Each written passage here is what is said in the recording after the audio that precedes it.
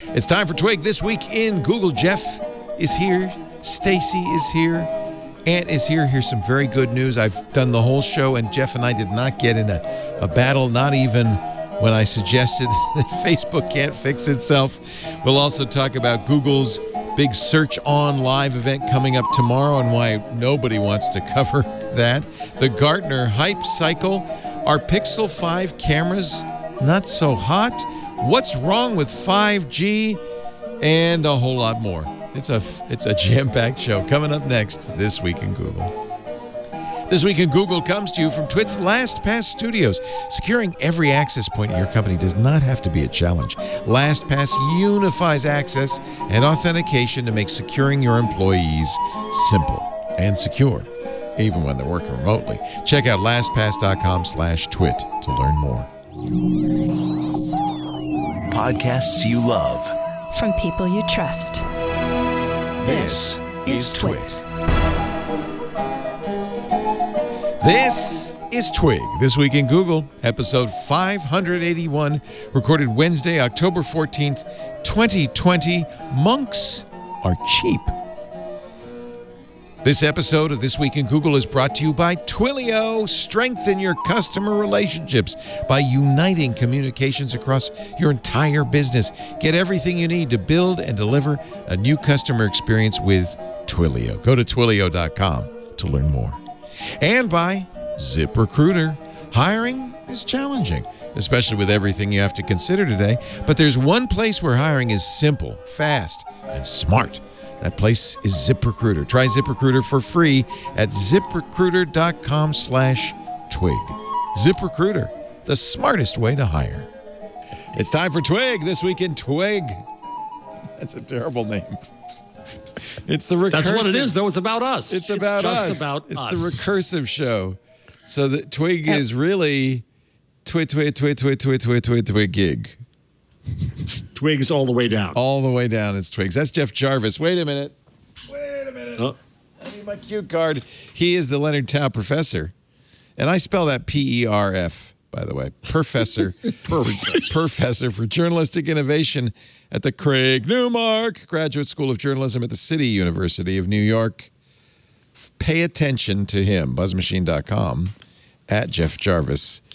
And his middle name is Moral Panic. And his color is pink. And you are very pink today. You look like a nice big cotton candy floss kind of thing. Got to get a camera. I got to do something. Oh, don't worry about it. It's not, nobody's looking on TV. Although, I have to say, I watched that new show on Fox called Next. And you really, John Slattery looks, I feel like I'm watching the Jeff Jarvis show. It's hysterical. Really? Yeah, it's really good. There's Ant Pruitt. Ant the Man Pruitt from Hands On Photography, Hands On Wellness. It's good to see you, Ant. Thank you for giving me back my GoPro. Oh, man. Was that hard? It was a lot of fun. Yeah.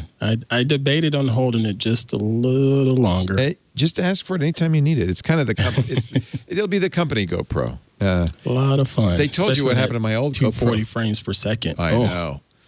My old GoPro, when I got the Tesla, they stuck it to the side of the car with a suction cup to get the video, as you're driving down. It fell off, and then a pickup truck behind me immediately drove over it and flattened it. And then Jerry told me, I didn't know this. He said, I still have the pieces. You could send it to them and for trade-in value. Wow. I didn't know that. They take one of my favorite parts of your broadcast of the Apple thing was when you gasped when you saw a phone stuck below a truck going over rough terrain. Yeah, don't do that, people. Oh, my God. Yeah. They must have had 100 new iPhone 12s that they just gave to this filmmaker because they were dusting sand off of. Yeah. It's like, oh, my God, it's awful. But the video looked amazing. And it's worth it for Apple because it makes every putzer like me go, oh, I can't wait till my video looks like that. And then, Ant, we all weep into our beer when we realize, there's a little more to it than just having a phone. Just a little bit. Oh, that's Stacy Higginbotham. Good to see you, Stacy, from the Great Pacific Northwest, host of Stacy on IoT.com. Hello. So Apple did have an event yesterday. Did it make you say, "Oh, I'm not going to buy a Pixel 5. I'm going to get an iPhone"? Well, the reviews about the Pixel 5 made me say I'm not going to buy a Pixel 5. You were They saying came the out this camera morning. reviews were pretty negative. Well, they just were negative they were like, look, this phone, there's no real, what was, Engadget had the most kind of, it covered everything. It was basically like, this phone is fine, but the camera kind of, it doesn't compete with any of the others. So why would you do this? It seems like Google's losing interest. Yeah, their And- subheading Was it was worse than the earlier cameras, or just that they were disappointed they hadn't made no progress. major improvements? Same No progress. sensor, same background software. Yes, Engadget's subhead was, "Yep, it's basically what we were expecting." And they matched my my sense that Google just almost gave up.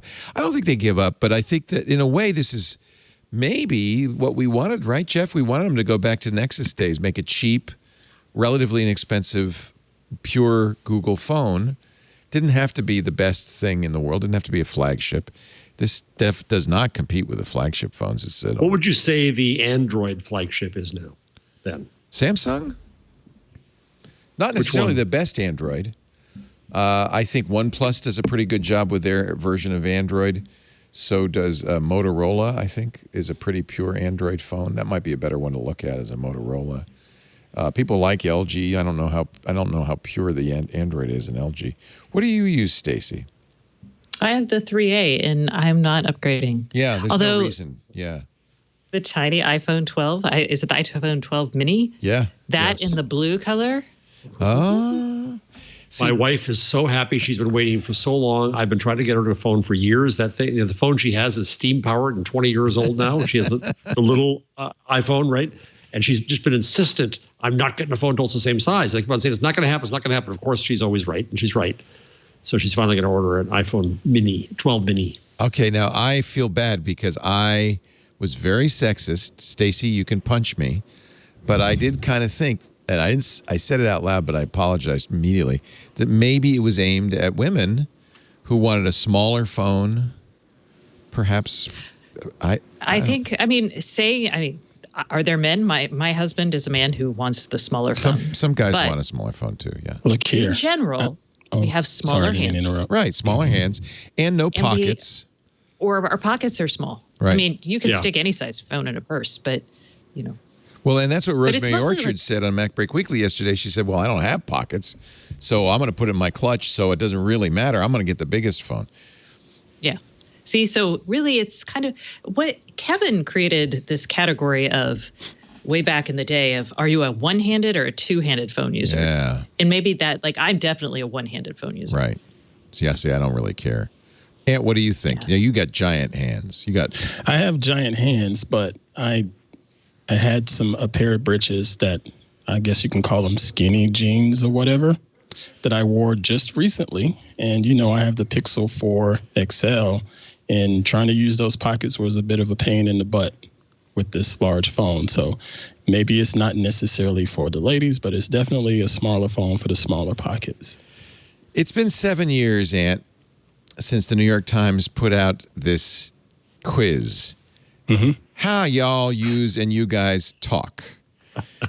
And I want you. Britches on it? Is britches on it? there? Possibly. I really want you to take I this. just Aunt. realized I said breeches. You did. I love it. I love I'm it. not I'm complaining. happy.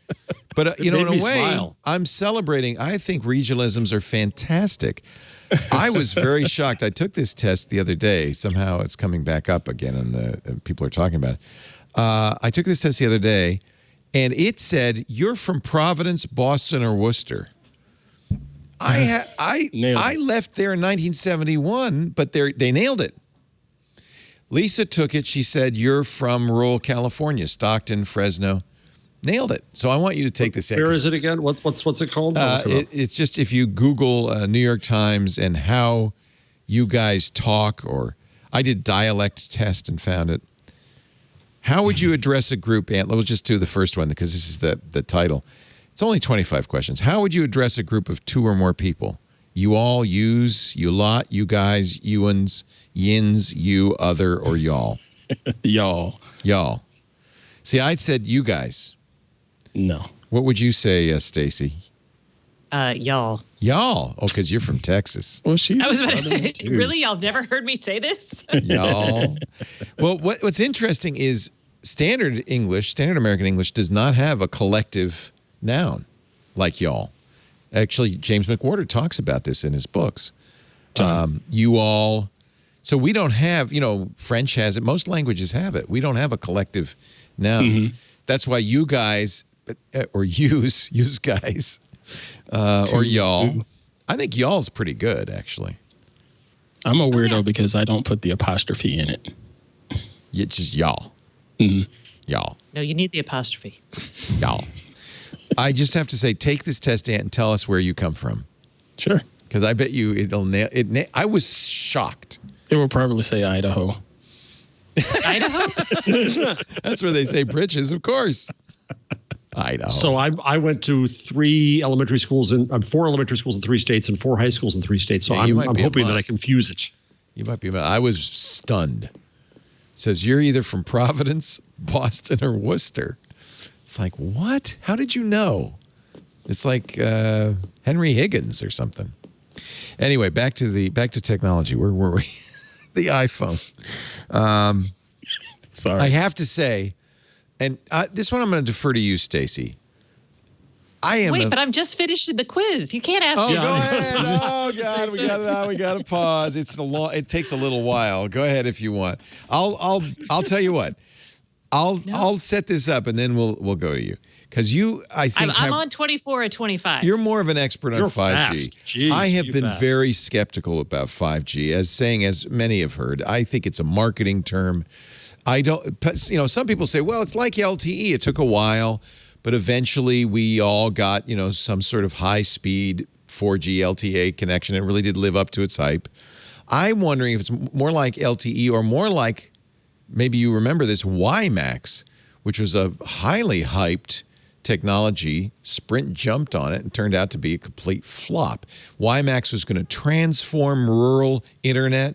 It was going to bring high speed to everywhere. I mean, it was Those were the days. It was a technical disaster. I don't think 5G is a technical disaster. I think the problem is there's 3 5Gs in the world. There's what T-Mobile's been rolling out, and Verizon just announced yesterday they're going to roll it out big time too. The low band 5G, which is roughly 600 megahertz, that goes through walls. It's like a regular cell phone signal. It's good, but it's not anything special. It's not the low latency and the high speed of what we think of as 5G. Then there on the other end of the scale, there's millimeter wave 5G, which only goes 800 feet. So you have to put in 4 times more towers. It bounces off of everything, including raindrops. So conditions really will vary with it. It can be incredibly fast, up to 4 gigabits, but that's really going to be limited. In fact, most of the initial Verizon rollouts were inside of buildings for businesses. They are now. Go ahead. They were also for residential. They're doing it so they don't have to deploy fiber. Yeah. But it's better than fiber if it's 4G. And I also would point out, because there's a lot of hype now, nonstop advertising.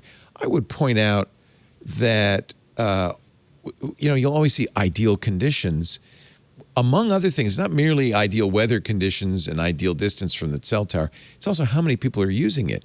And at least for now, no one's using it. Now that everybody's going to start having 5G phones, you may find that those ideal conditions degrade very rapidly. LTE was super fast as long as no one else was using that cell tower.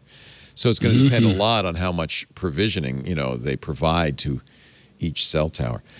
The reason this came up for me is the Apple event yesterday. Here's a supercut from YouTube. Somebody took all of the 5Js and edited them together. Today, we're bringing 5G to iPhone. 5G to 5G. 5G. That's Verizon's CEO, by the way. 5G ultra wideband. 5G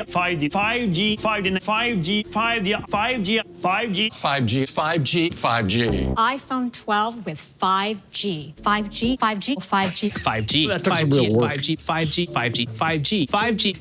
5G. 5G. 5G. 5G. 5G. 5G. 5G. 5G. 5G. 5G. 5G and 5G. 5G. 5G. 5G. 5G. 5G. 5G. 5G. 5G. 5G. 5G. 5G. 5G. 5G. 5G. 5G. Thank you for joining us. Stay safe and have a great day. So there were a few You should have said 5G 5Gs. one more time. Right there.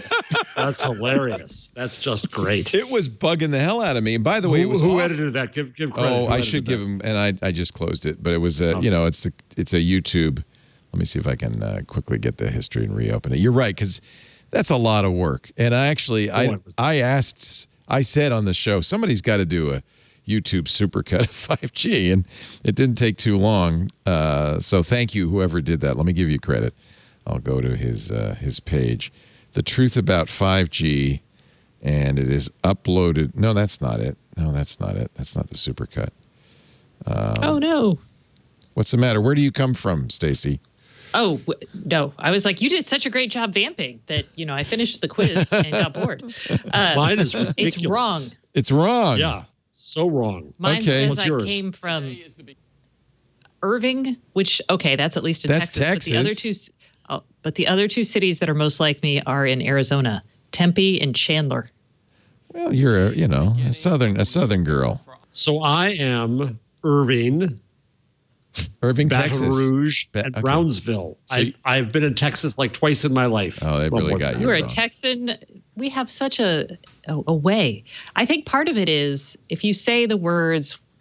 There's a some couple, giveaways. I said bubbler, and that's a giveaway for a water fountain. That's a dead giveaway. You had to come from. Well, I didn't get a Bubbler's. question about water fountain. No, they're not all the same. Yeah, it was in there. They rotate. No. It's Oh, they do? 25 They rotate. questions, but they rotate. There's different ones. Interesting. I did not get that one.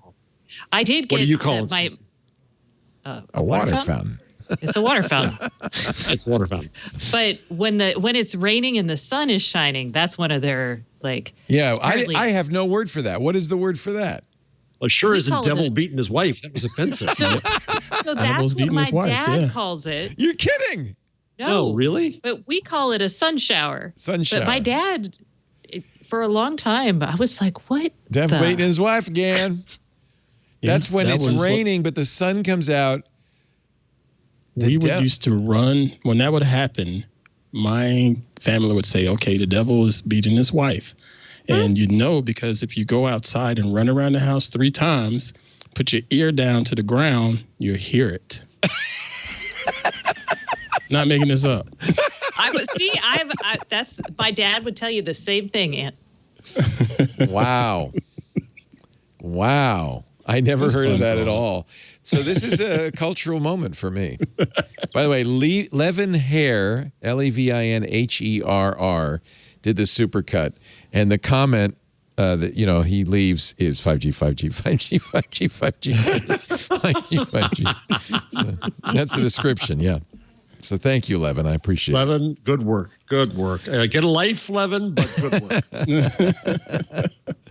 work. 55 seconds out of the 1 hour event devoted to the word 5G and a lot of Verizon 5G. I really felt like a Verizon ad. It feels a little bit markety to me. But Stacy, A little bit. okay. I mean, is it? Maybe I'm just what did Jeff say in response to that? Like, what did you say, Jeff? You said you made fun of me for not. For which? thing I for made not fun of? buying into the 5G hype. Oh, that was that. It was. Who needs a color television? It's what you said. Who needs a color Who television? needs a color? Black and white's just fine. And by I the can tell way- Lucy's Lucy. My dad said that for my whole childhood. You can still Well, see then her. I said, I have to confess that even as a young fart, I said HD TV. I don't think is going to take off. Too expensive. But let us be clear. There are technologies that really don't work. 3D TVs. Can you buy one anymore? No. I'm wondering if VR is really just a hype and not going to launch. Well, I'm going to sacrifice my number this week, but I think it's relevant right now. Is somebody he said in the video that he was stuck inside for the pandemic, he had nothing better to do, so he analyzed 25 years of Gartner hype cycle. Oh, interesting. Yeah. And so he just saw that some things stay on forever, some things get, or 1 year wonders and they come and go. Like that was like a lot of them. It was like a third of them or more. And so right, so 5G is well, what was the last one that really mattered? Was it 3G versus No, LTE? it was 4G. LTE, yeah. Okay, just stop. No, not the last one that we did. The last one that mattered. LTE mattered a lot. 4G. LTE 4G. mattered. It And I'll brought- tell you why it mattered. No, you don't. Go ahead. Stacy can do it, but I mean, it isn't just high speed. It also, we used to be, remember GSM versus CDMA, and they finally could abandon that and do voice over LTE, and it completely unified the nation's network. So that was a huge transformation. So that was a big one. 5G just bigger, faster. Nope, but it's a big deal. Nope, I'm going to tell you why. Okay. Thank you. All right, I knew please you do. would. So on the consumer side, honestly, I don't think we should.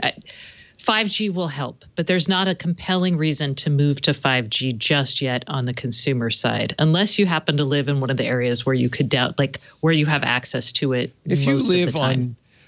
on Race Street, on 11th Street and 11th in Philadelphia, I would say you should absolutely get a millimeter wave 5G phone. It'll be amazing. But I do think for industry, it's important because it will bring wireless into factory floors in a way that have never been available to us. And that once you eliminate wires in places, you can actually make them more reconfigurable, which means we can do cool things with like production lines. Okay, but forgive me. Doesn't Wi-Fi already do that? Wi-Fi is terrible inside factories for a couple reasons. One, everybody in the business world likes cellular because it has security guarantees for it. Yeah, that's another thing Apple said. It's more secure. Not Wi-Fi is secure. It's more secure than that stupid Wi-Fi access point at the coffee shop. Well, of course. Every new standard, they improve things like you can add new security encryption plans and whatever to protocols, not plans, to a new GSMA standard. Okay, but I am going to point out 3GPP standard. that they will still use the easily hackable cell phone radios in these phones, which, I mean, everybody knows how to hack the 7SS. It's not, and they never have fixed it, and they never will fix it. I don't know what you're talking about. It's a problem. Anyway, which radio are you talking about? Like the I have to look it up now. It's been a long time. Sorry, I'm like I don't know what you're talking about. I mean, for the most part, like, are you talking about hacking a SIM? No. Or are you talking about the baseband or the baseband? I'm talking about hacking baseband. And it is well known, and the problem is nobody's fixing it. So a smartphone is not going to be secure. A millimeter wave access point, you could say, probably is more secure, sure. But baseband 0 days have been around forever, and they don't want to fix it because everything relies on it. They can't, basically. And it's this, I want to say, who did we lose? Anybody? Ant's frozen. Yeah, Ant's internet's going up and down. Anyway, so a cell phone itself is probably not super secure. That's one of the reasons SIM jacking happens, I mean, so there's a couple things. Yeah. Okay. So I'm looking at your baseband processor hacks. Most of those stories are from like 10 years ago. Yeah, but they were never fixed. But those were never fixed. But those baseband processors, the ones we were using in 2011 are no longer in use, one.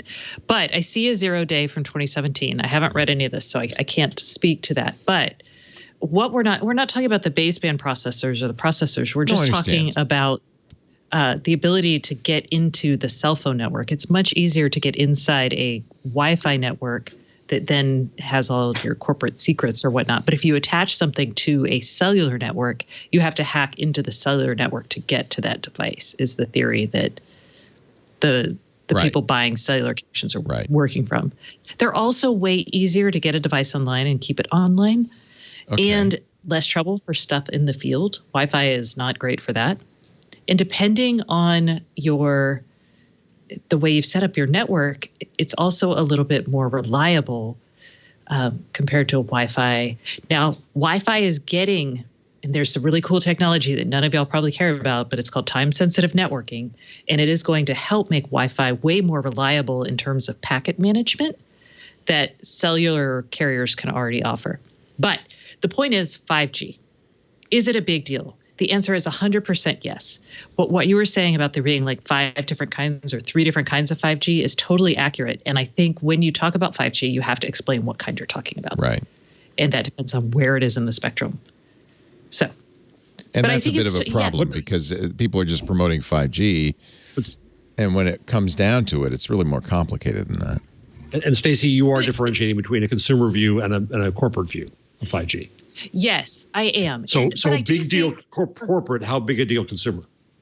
eventually it will be a big deal in consumer. And I say this because if we had stopped innovating in like moving down the process node for semiconductors, or if we had said, you know what, having internet connections that are, not a gigabit, 10 megabits per second, that's plenty. You have to keep moving here because we're going to get new applications.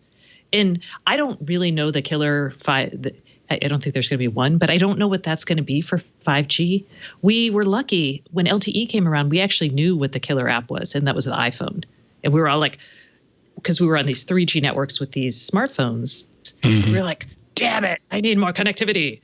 For 5G, we're going to find something, probably several somethings.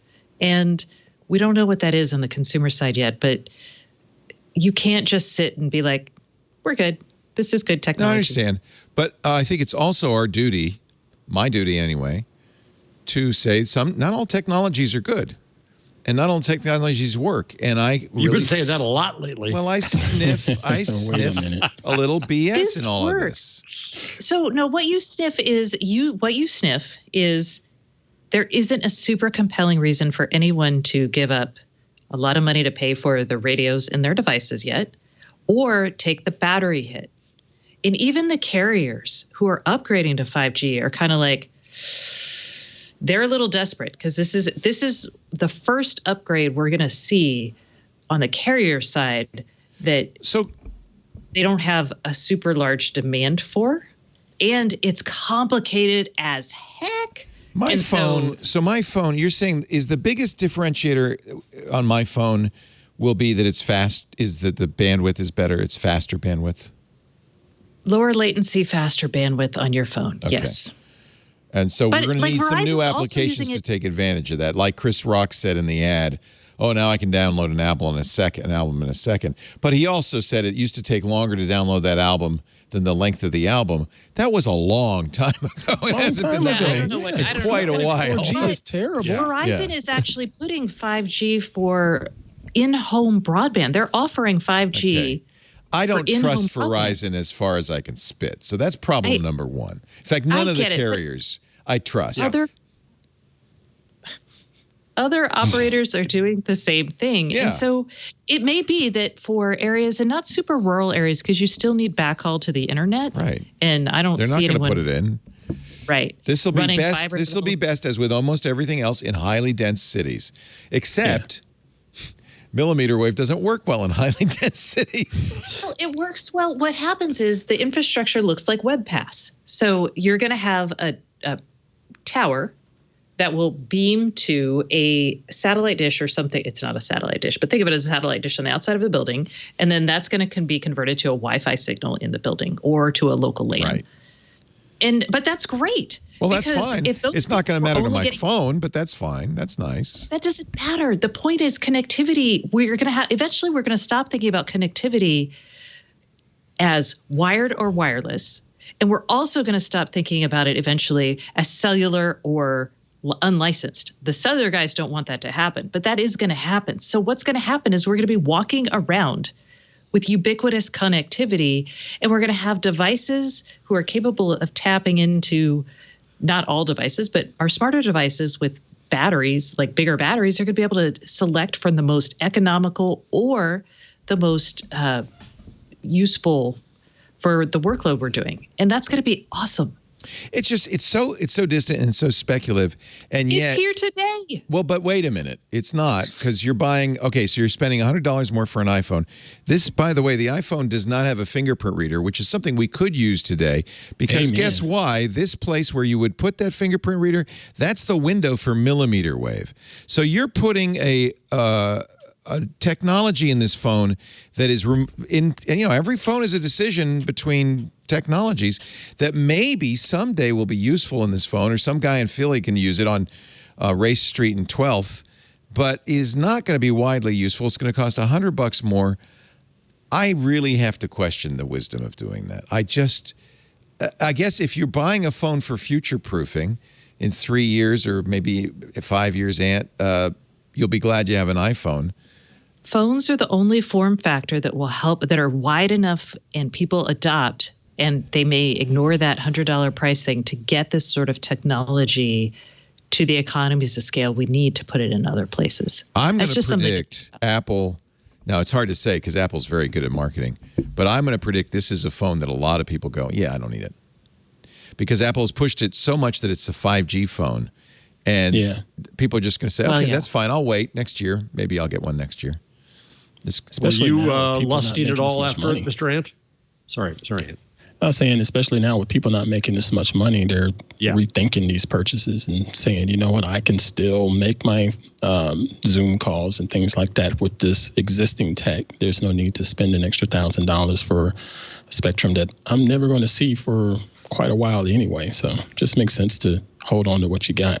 And this also made me think about, from a marketing standpoint, it just seems to be the way a lot of these companies are doing this bit of a marketing fallacy, if you will. It reminds me of Canon with the R5 and how it was being marketed as this super duper video camera. Yes, it shoots 8K video, but it's not necessarily designed to shoot 8K video. It's designed to be more of a hybrid and a photography camera, but they were just pushing 8K, 8K, 8K and everything.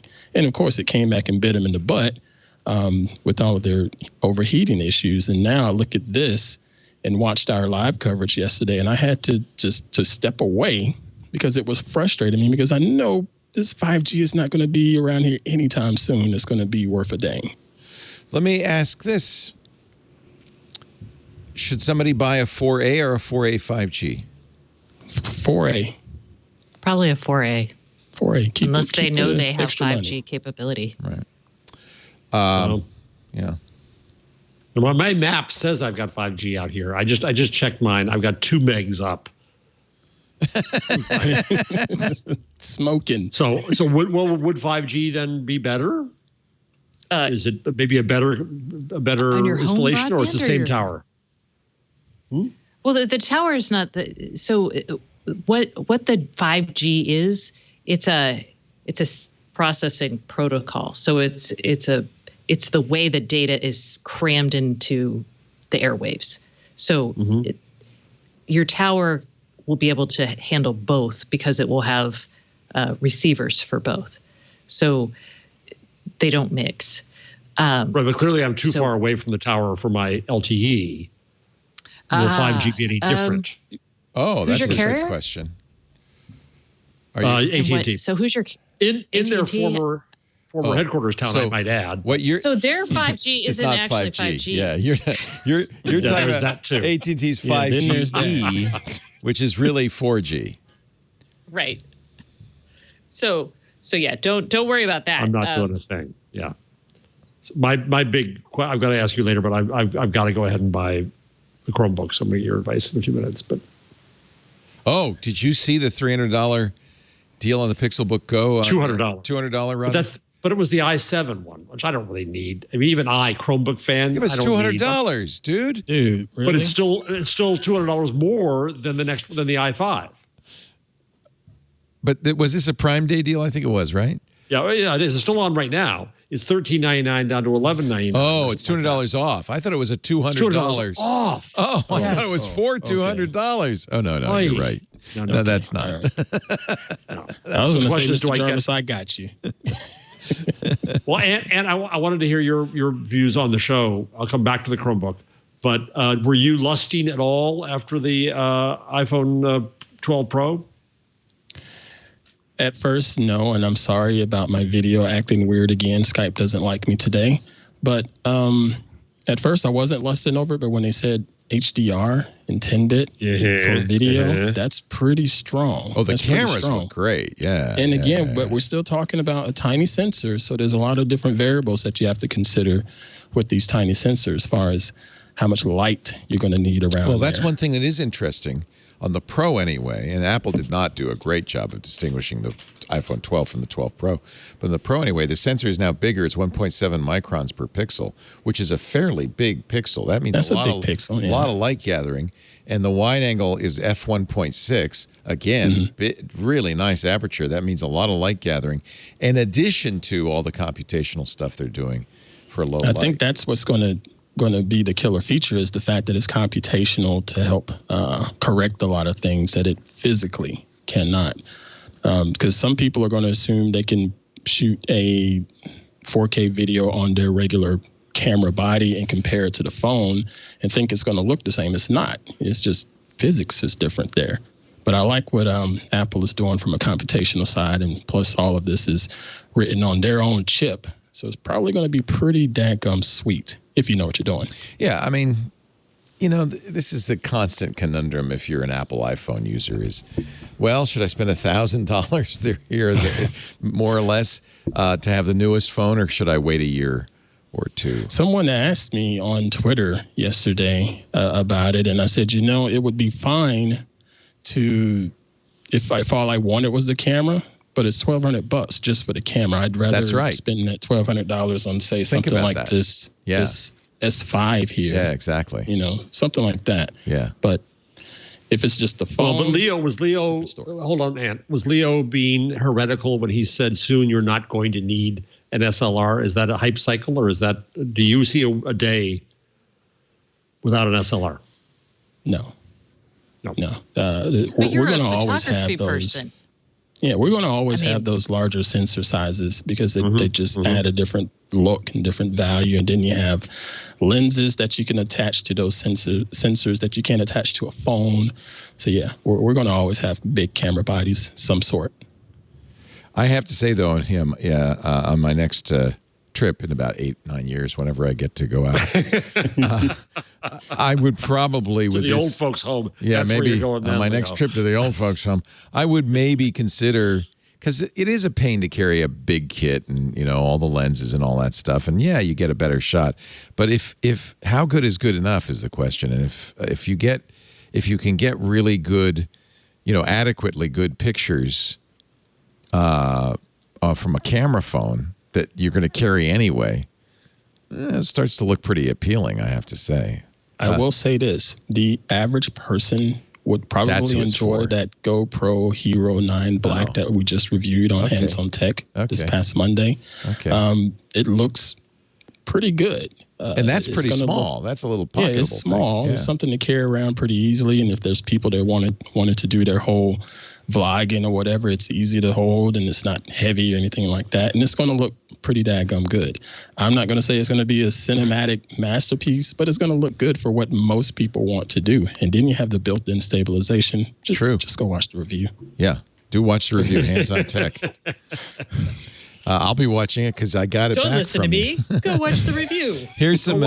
Here's some pictures from Apple shot on the iPhone, and some traditionally difficult. Now, as somebody, I think it was you, Amp, pointed out, what they don't tell you is, this guy, the photographer, has $1,200 worth of lights. Always. They never mention that. They don't mention that. You can tell that because you can see out the door, and the outside where it's very bright is perfectly exposed. So is the inside. So clearly there's fill lights. So you can't really judge. But the low light performance That looks good. That's computational. That's computational because you see how bright the neon sign is on the right. This guy sitting in front of the motel is sitting under a bright light, but yet we still see detail and this I don't think is professionally lit. The macadam on the parking lot ahead of him, but you still see detail in that. That would be normally very dark with these two bright spots and noisy. Yeah, that's another thing. You don't see much. That's a regionalism. What, macadam? Well, first it's macadam. I didn't know what versus he's talking about. I just Adam. rolled with it. Second, it's blacktop. Blacktop. Asphalt. Asphalt. I'll take that pavement. too. I like macadam. I think that really does pinpoint me from Worcester. Here's another one with neon and another skateboarder. Apparently they love skateboarders, these Apple guys do. This is also hard, as anybody knows who's looked at neon from the outside and said, "Oh, I'd love to get a picture of that." Right, Ant? That's hard. Yeah, it usually blows it out. Yeah, you're either going to get all tough. Neon or none of the neon. Exactly, exactly. And this is perfect, right? Mm-hmm. And then this is a portrait. That's the other thing is that the selfie camera is going to have many of these features as well, which is the first. These will be the best looking selfies anybody's ever taken. They took a page out of the Samsung playbook. Yeah, Samsung puts a lot of energy into their front-facing camera. I feel like Samsung over-beautifies, though. That's what people wanted, though, Mr. Laporte. Right. They smooth it out. You want to look good. Yeah, I don't like that. You don't want to look like your grubby self. Not when you're our age, you don't want to. Yeah, I guess. No, and when you're young, you don't want to either. So true. No one. Everybody wants to look good. All right. I don't know why we're talking about Apple. I guess the idea was we were going to compare it to the Pixel, and I really wanted to get Stacy's take on 5G. I won't give up on 5G yet. I mean, is it hype? 100%. Is it hype that will eventually turn into our day-to-day reality that we can't live without? Also 100%. I don't know 100% on that. I say remains to be seen, but possible. Well, so what, you're going to skip to 6G? Wrong, Really? You really think it's absolutely going to transform everything? Yes, in the sense that if we want to keep moving forward on this, we are going to use 5G. 100%. Okay. I'll give it to you then. I won't be so cranky about it. Well, maybe we'll be here in a year and I can be like, Leo, how's that 5G treatment? Now, Miss Stacy, and then you can send me your Thermomix. As a reward? He says never. As a reward. Now Miss Stacy, with that said, do you think we'll still be in the same position where people are giving deals for unlimited data, like the big boys at Verizon and things like that? And otherwise, they're charging you for your actual data allotment each month. Because I remember when 4G LTE came out, everybody mentioned in their bylines that, you know what, you're going to burn through your data because it's so fast and it's going to cost you more money. Are you seeing any more conversations like that now with the talk of 5G and better performance? What 5G is going to offer you, and this is part of, again, the 3GPP standards. So they've got these like different revolutions? I think so. They're Rev A's, Rev B's, whatever, for each different iteration. Revisions. So we're like revisions. That's what they are. Thank you, Jeff. I was like, say you want a real solution. But with some of those involve things that will allow carriers to offer. It's going to kill net neutrality. You're going to offer managed services for different slices of the networks, right? They're going to have to, right? Because I'm going to start downloading my Netflix at HDR 4K in 3 seconds. And there's my bandwidth for the month. Done. So the pricing plans are going to change around what you want to do. Yeah. And I'm actually really intrigued by how this is going to play out. I suspect, knowing... Now, again, remember, I think Verizon is the evil empire. They're greedy. Yeah. I suspect that's kind of the point. Hampering. The whole point of this is they would very much like to bypass all this federal regulation on what you can do with networks. And they see this really as a gold mine and also a difficult to regulate gold mine.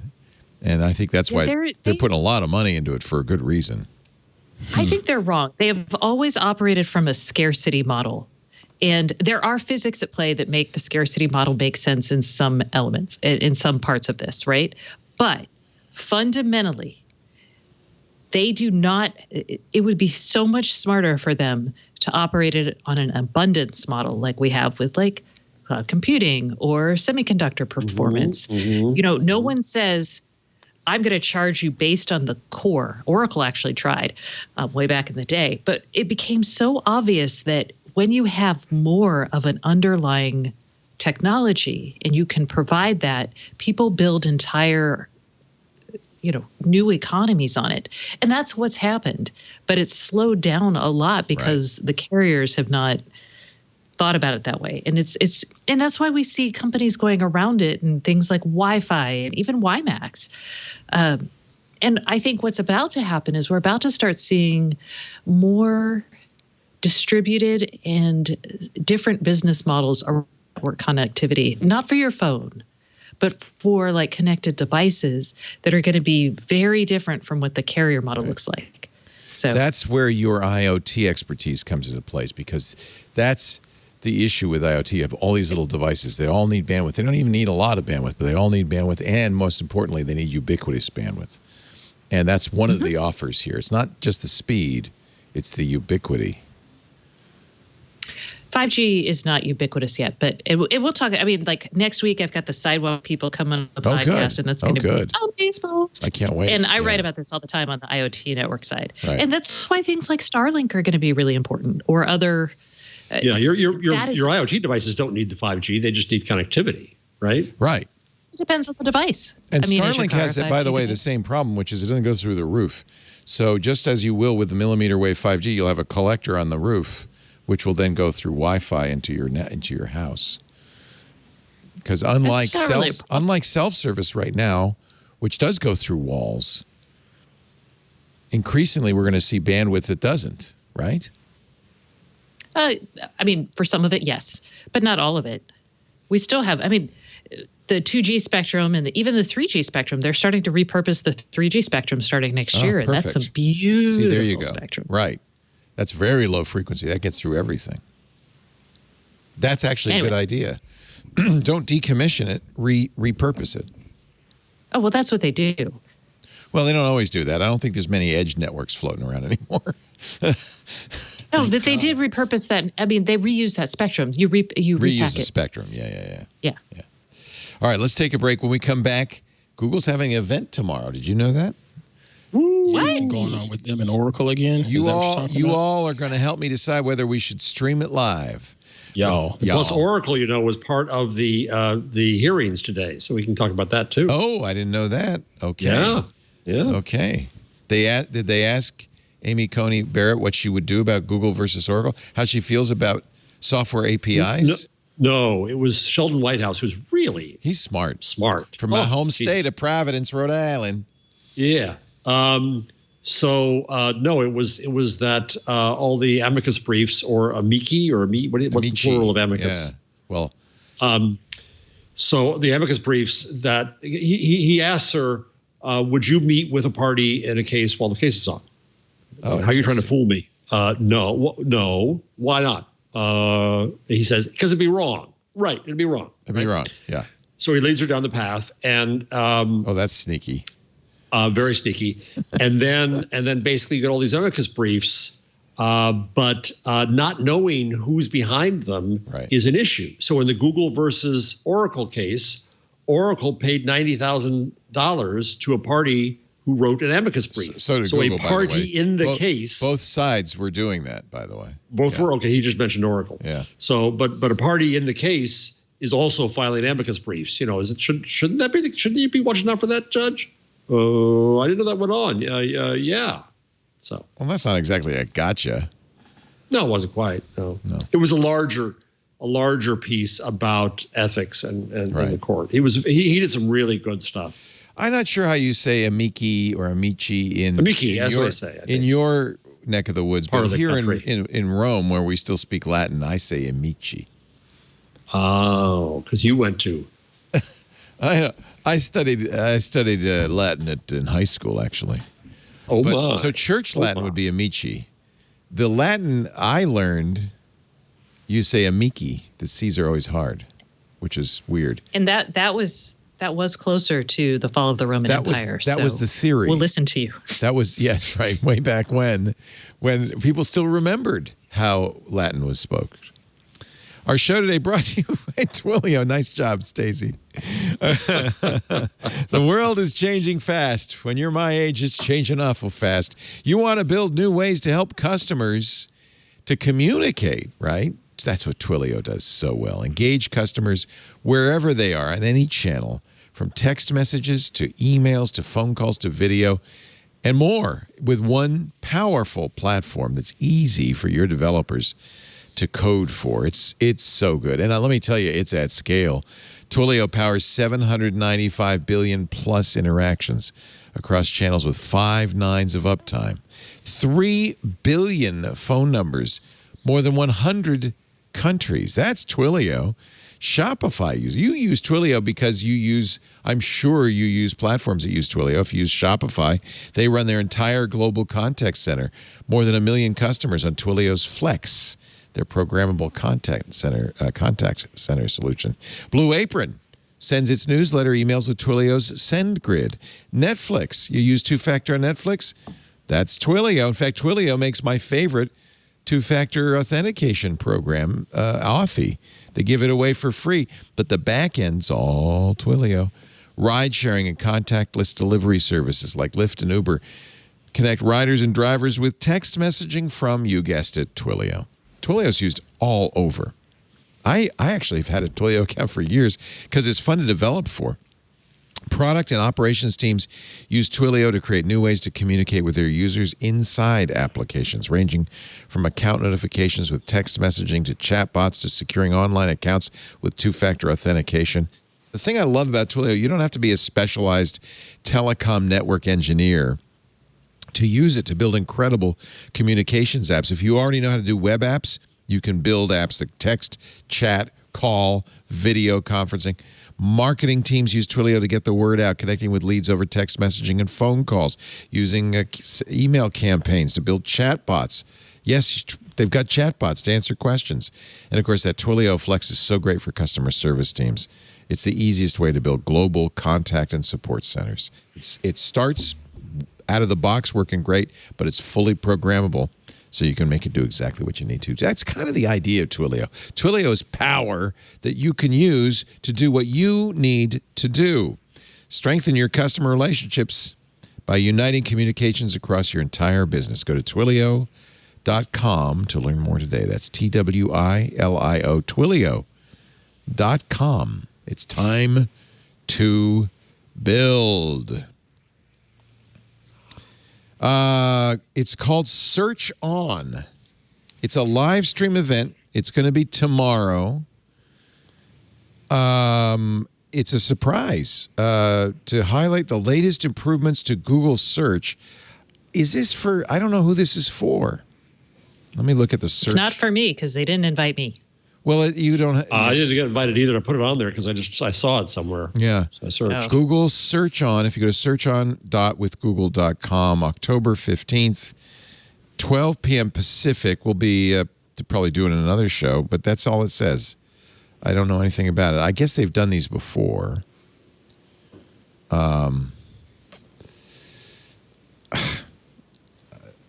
We could stream it. Right now, I hear Kent Brockman from The Simpsons saying this barely qualifies as me.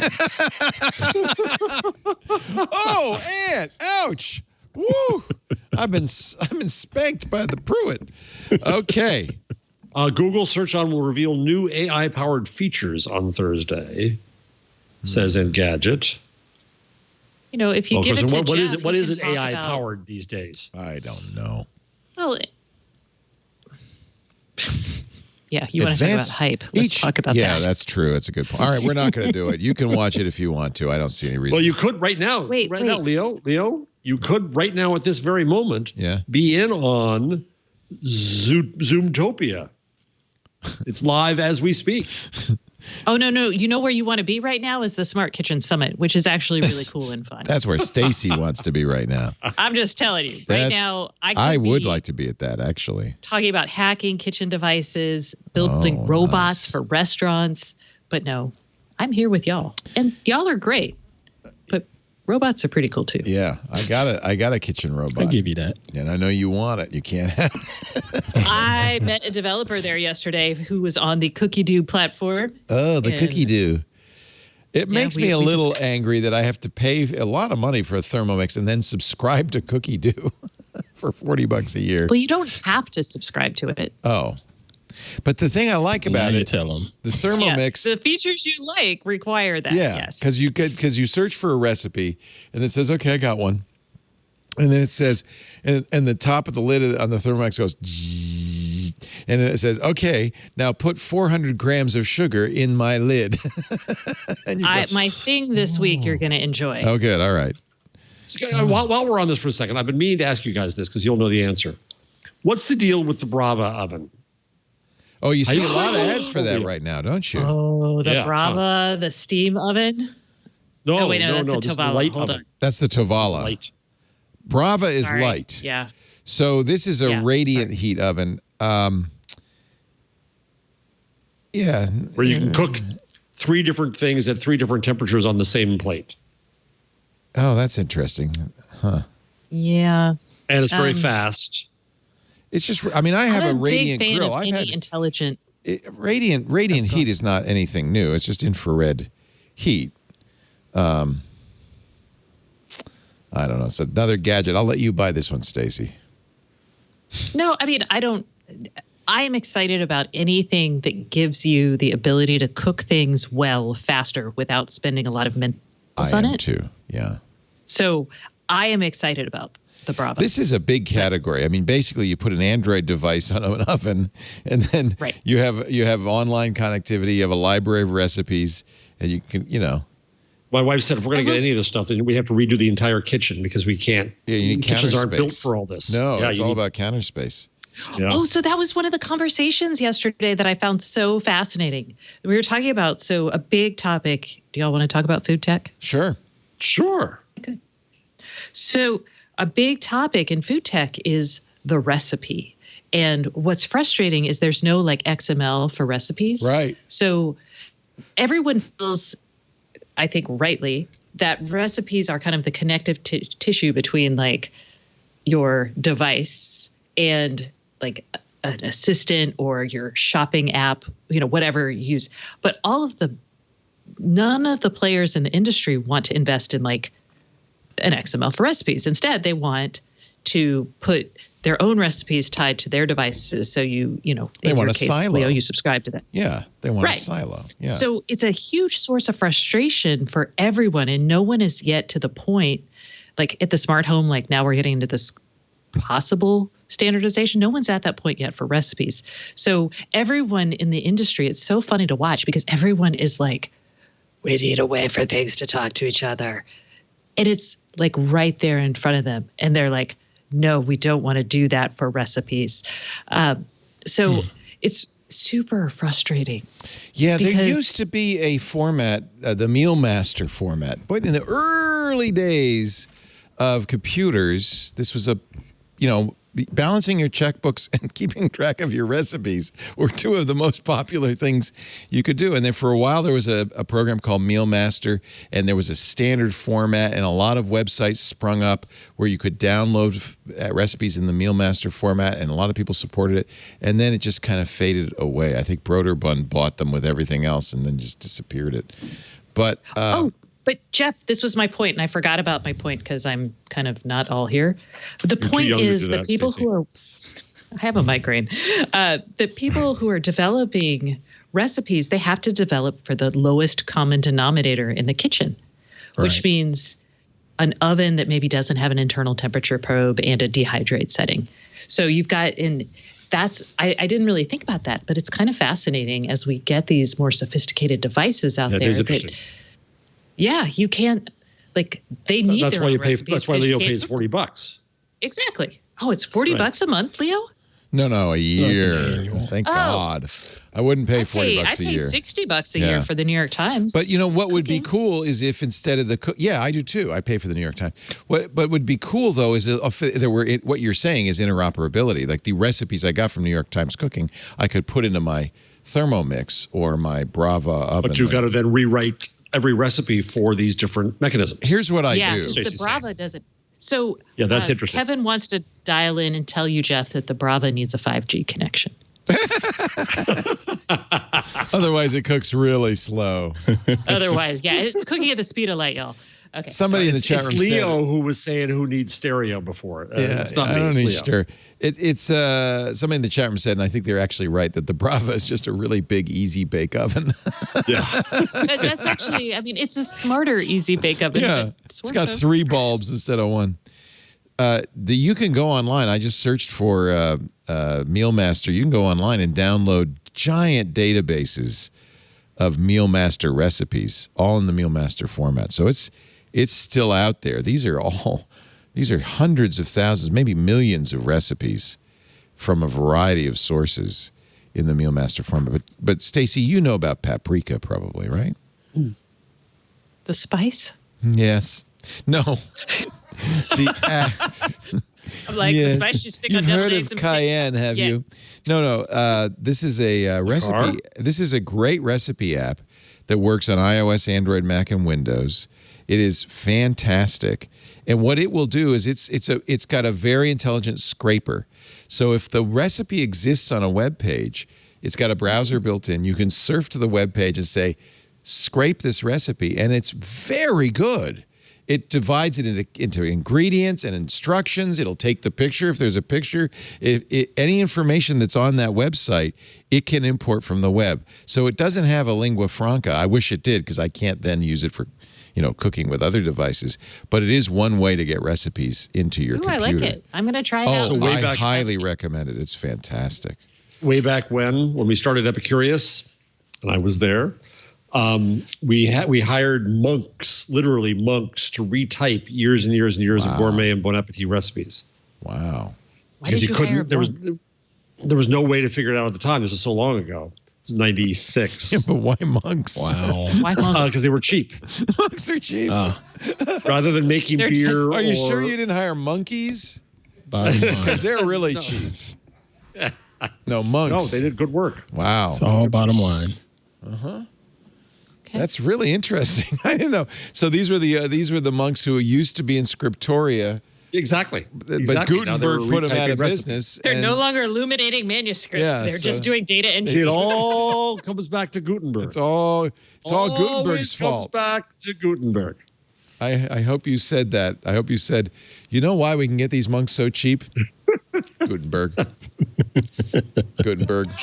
So the effort of the book, which I haven't taken to an editor yet, I just finished another bit of it. So it's now 335 pages, and I've got more to go. A lot more to go. And so I put it all in one file on Google Docs. Oh, was that a mistake? Uh-oh. Molasses. Trying to cut it back up. That's too pieces. bad. Oh, my Lord. It wouldn't take it. How frustrating is that? Really frustrating. It's now 7 pieces. And that's why on-prem is not dead. The cloud can't do it all, friends. You want to do a changelog? I want to do a changelog. God knows the audience. Already we're going to do a changelog? It's early for a changelog. Can't win with this guy. Sometimes it's too early. Sometimes it's too late. Okay, do your changelog. It was much longer before. How did it get cut down? Karsten went in and did some Probably trimming? there was stuff in there we'd already done. I don't know. I see. I don't know. Yeah, it was longer. What happened? It's this incredible shrinking changelog. Ant, you want to do a changelog, Ant? Incredible shrinking changelog. The 4-item changelog. You want to do a changelog? Play the trumpets. The damn trumpets. The Google changelog. Yeah, it had like 12 items before. What happened to all the stuff in the changelog? Karsten, what'd you do to the It's pretty changelog? boring. Most of it was boring, he said. Google makes a big push to integrate and let you control Android apps with Assistant. That's what was left. The stuff boring that's not stuff boring. went. No, that's this what's is why still you there. want to. This is actually what Bixby could do. But now you'll be able to say, hey, you know who, send a message to Rachel on Discord, or search for candles on Etsy, or log a berry smoothie on MyFitnessPal. That would be awesome. Check my accounts on Mint, tighten my shoes with Nike Adapt. Did you know that there is a way to tighten your shoes with your smartphone? You knew about the Nike Adapt? Mm-hmm. Well, my device doesn't let It's me my do it. job. I feels like that would be risky. Like, could it over tighten your shoes? No. Okay. There's sensors, so it doesn't. Man, what is happening with my head? Oh no, my foot is gone. Oh, You're my Nike Adapt went crazy. Like it's not going to amputate your foot. It's not that strong. Okay. I think we need you to do a review, Miss Stacy. Yeah, would you please order a smoothie with Postmates? Send a snap with Cartoon Lens. This is good. Already 30 apps. 30 of the top Google Play apps have voice commands. Now, I have to say, this is something Apple's had for a while, but it's much more manual. You have to do it with shortcuts. It's something Bixby kind of pivoted to when it realized they couldn't compete against Google and Amazon, so they made Bixby more of a way to operate your phone.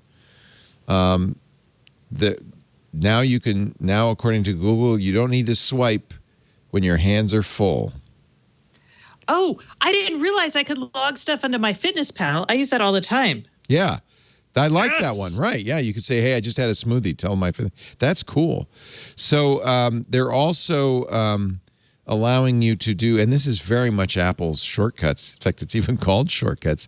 If you want to, instead of saying, add a smoothie, hey, you know who, add a smoothie to MyFitnessPal, you could just say, hey, you know who, oops, I did it again. And it would just add it for you, which would be nice. Or you could say, lace it. I'm sorry, I didn't mean to say the G word. Hey, you know who, lace it. All across podcast world, it's saying, I don't know how to do that. I do what? I don't know. So this will be part of, I don't know if it's part of Android 11 or if you'll be getting it soon. This is actually part of Google Assistant Developer Day, which is another thing I missed. So maybe Google got their mojo that back. was last week. Kevin, That was last week, okay. They also announced that was Accessibility Day. Never mind. They have all these days. They didn't tell us. Yeah, we're not going to invite you to their days. Jeez. Yeah, so many. So there you go. There's one cool thing. How about this? Android, there's a new feature of Android that will allow you to use your Nest devices to listen for critical sounds, a dog barking, smoke alarms. Yeah, they did that for cool. Google Assistant on your phone for people who are hard of hearing. Right. They did 10 sounds. Oh, so it's not just your Nest devices. This is the microphone in your phone. Oh. This is your phone. I don't actually think it works on the Nest devices. Yeah, because they do glass break and burglar alarms. The Nest devices already have done some of this stuff, but this is new in Android and Wear OS devices. It'll use the microphone in your phone to listen for things like beeping appliances, running water, barking dogs, and then it will either send you a push notification, a vibration, or flash the light on your camera. That's pretty cool. But you will have to turn it on, and accessibility is not on by default. I really like that. Yeah. That's using that, the AI to help people. Google has opened Assistant smart displays to interactive education and storytelling apps.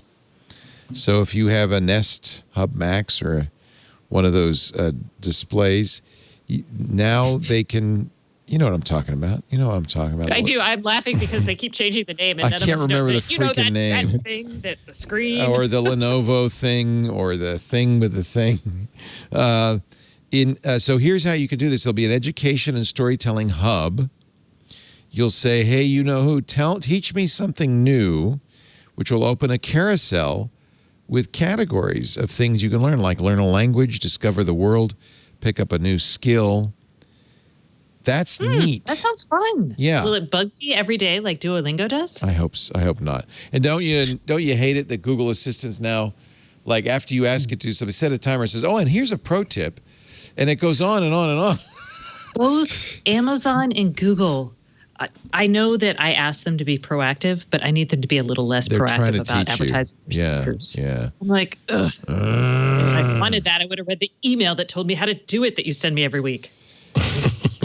Yeah, right. That's right. They do. They send an email, but I guess that's not enough. So some more things you can do with Android 11. This is from the Google Keyword blog. Do even more with Google Assistant in your favorite apps. Oh, we just mentioned that one. New ways to connect with Google Duo. Oh, that's something I was waiting for. Woo! I thought Duo was going away. Yes, I am. He was being sarcastic. You can share your screen. Y'all. I do too. I use Duo with my daughter. You can share your screen or to browse photos or plan activities Stuck together. in an Apple family. If people aren't catching you at a good time, they can leave a video message with automatic captions. That's nice. Say goodbye to spam calls with Google's phone app. Thank you. That's been working for me. Today I had 3 calls where you could see the thing come up on the screen saying Social Security, and I know it's a fake call. And Yes, it was nice. Nice. Very nice. Happy. So that works well, but I'm still struggling with just plain old D&D. I wish the phone wouldn't ring when I'm in D&D because it's still... Does it still ring when you're... Does it ring for you? It's not supposed to ring. That's not right. You tell me. And that's not right.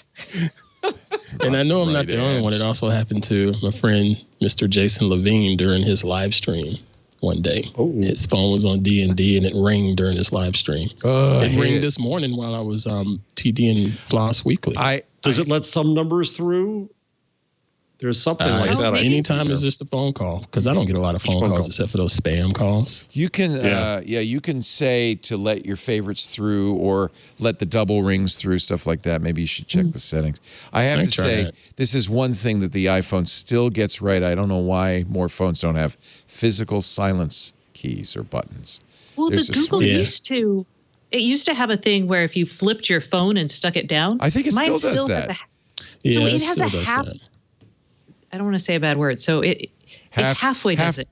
Buttocks? Half-rumped? A half-rumped way of doing it? Yeah, a half-rumped way of doing it. So sometimes when some of my notifications still come through and I don't know why, but I know like when I'm listening to music and I accidentally set my phone down like this, it's like, bloop, and I'm like, oh, right. And anyway. Oh, but you know what else? Okay, I just noticed this, and maybe y'all have already noticed this, but I'm going to throw it in the changelog anyway. Oh, wait, first. Hi, Dad. Hey, it's Stacy. It's Mr. Higginbotham. It's the devil getting whipped around the corner. Devil getting his ass kicked. What is it? What is the devil's whipping his wife? The devil's whipping his wife, Mr. Higginbotham. You don't say that anymore. Hey, Mr. Higginbotham, I hear the devil's whipping his wife. Sorry, Dad. We were talking about sun showers. Sun showers. I was like, what's that word? Okay, but this is the changelog, y'all. Or what I was going to tell you. The digital wellness thing popped up for me, and I actually decided to use it. When you charge your phone after a certain time at night, it'll turn it gray, and then it will put it on Do Not Disturb. I love that. I do that, actually, because it's less compelling when it's grayscale. It is less compelling. All those colors make you want to use it. As soon as it's black and white, it's like, ew. I don't need that. You who wasn't going to get a color television. Yeah, see? That's why I didn't want a color TV. By the way, Mars Room in our chat room says, if Google's bugging you with pro tips, say, okay, Google, no thank you. I just turned off the pro tips all over America. If you tell Alexa to, sorry, y'all. If you tell Madam A to screw you, she will also do the same thing. Yeah, I have said that many times. Wow. If you tell Siri that, she says, that's not nice. I was at a sad place that I was like, I just screamed at an inanimate object. But that's okay, because it is an inanimate object. No. It has no feelings. No, it has no feelings, Stacy. But it reflects poorly on you and your control over your own Is that what Mr. Higginbotham taught you? My dad is one of the nicest men. Yeah. In the world. I've never heard him say a bad thing about a person. Except for the devil. I am not as nice as he is. I'm not. He's honestly a very nice Is your dad saying, what is this thing you do? Why? What? No, I don't understand. No. He knows who Leo is, and he's watched the show before. So I bet he is the greatest guy ever. I can tell Dad. He is. He may have already stopped. We love watching, I Stacy. will tell you. Stacy's You know the what, greatest. Jeff? I'm gonna tell you something. Please don't get sad about this, but he's probably younger than you and me. I know. I know. Oh, yes, I know. And Stacy, don't tell us. Do not tell us. I don't want to know. Dad's 43. I'm my gonna God. Envision a man with a well-craggled face. I'm just. Even though I'm he's- not gonna. Incidentally, I know. Don't say it. Don't say it. Google is also starting to roll out that thing where the duplex, where it'll book a hair reservation for you or make a reservation at a I've been restaurant. promising that for a year and a half now, Yeah. so we can finally get it. Yeah, apparently it's the part of the whole Of course, thing. who gets hair appointments now? Yeah, I know. Just in time, Google. Just Well, now in it's able time. to do it because there's so few being booked. It's like, okay, finally we can scale this up and error test it. This is Yeah, a great that's time probably for this true. to roll out. Let's see, how else is your Android getting more useful? New tools for hearing loss, we mentioned that. Communicate with action blocks when you don't use your voice. You probably know something about this, Stacy. Action block. Oh, I see. So, Yeah. we've seen these on iPads and things. People who have autism or can't have difficulty speaking or whatever can tap blocks to say something out loud. It's an artificial voice for people with speech-related disabilities. I think that's really cool. Thousands of picture communication symbols from Tobii Dynavox. They're a company that's done this for years, making it easier to use the Android app alongside existing speech therapy and special ed materials. That's really neat. really good. Yeah. Action blocks. And Google, it says, enjoy the entertainment you love with a little help from Google. That doesn't seem like it has anything new at all. It's just a little plug. Of course. Little plug is an item number 6. I don't know why that's even there. Boy, there was a lot this Google Assistant Developer Day. 2 new English voices for use in actions with improved prosody model to make assistants sound more natural. Actions testing What's API. prosody? Prosody Remind me, is what's prosody? where, so if you as a Google voice say, open the pod bay door, Hal, you can take that and I can add a natural speech prosody. Open the pod bay door, Hal, and overlay it, and it gives it the cadence, the rhythm, the tempo, and pitch shifts that make it sound like more like a human voice. That's something Google's been working on for a while. So is Amazon. Can you do an upspeak one? I was Open going the to pod bay say, door, you Hal. can accelerate it and give it a higher dynamic or more of a dynamic range, and it'll sound like Stacy. Oh my God! Whoa! Open the pod bay door, Hal. No, you don't sound like that, Stacy. I sound like Mickey. No, you don't. Okay. There's more, actually.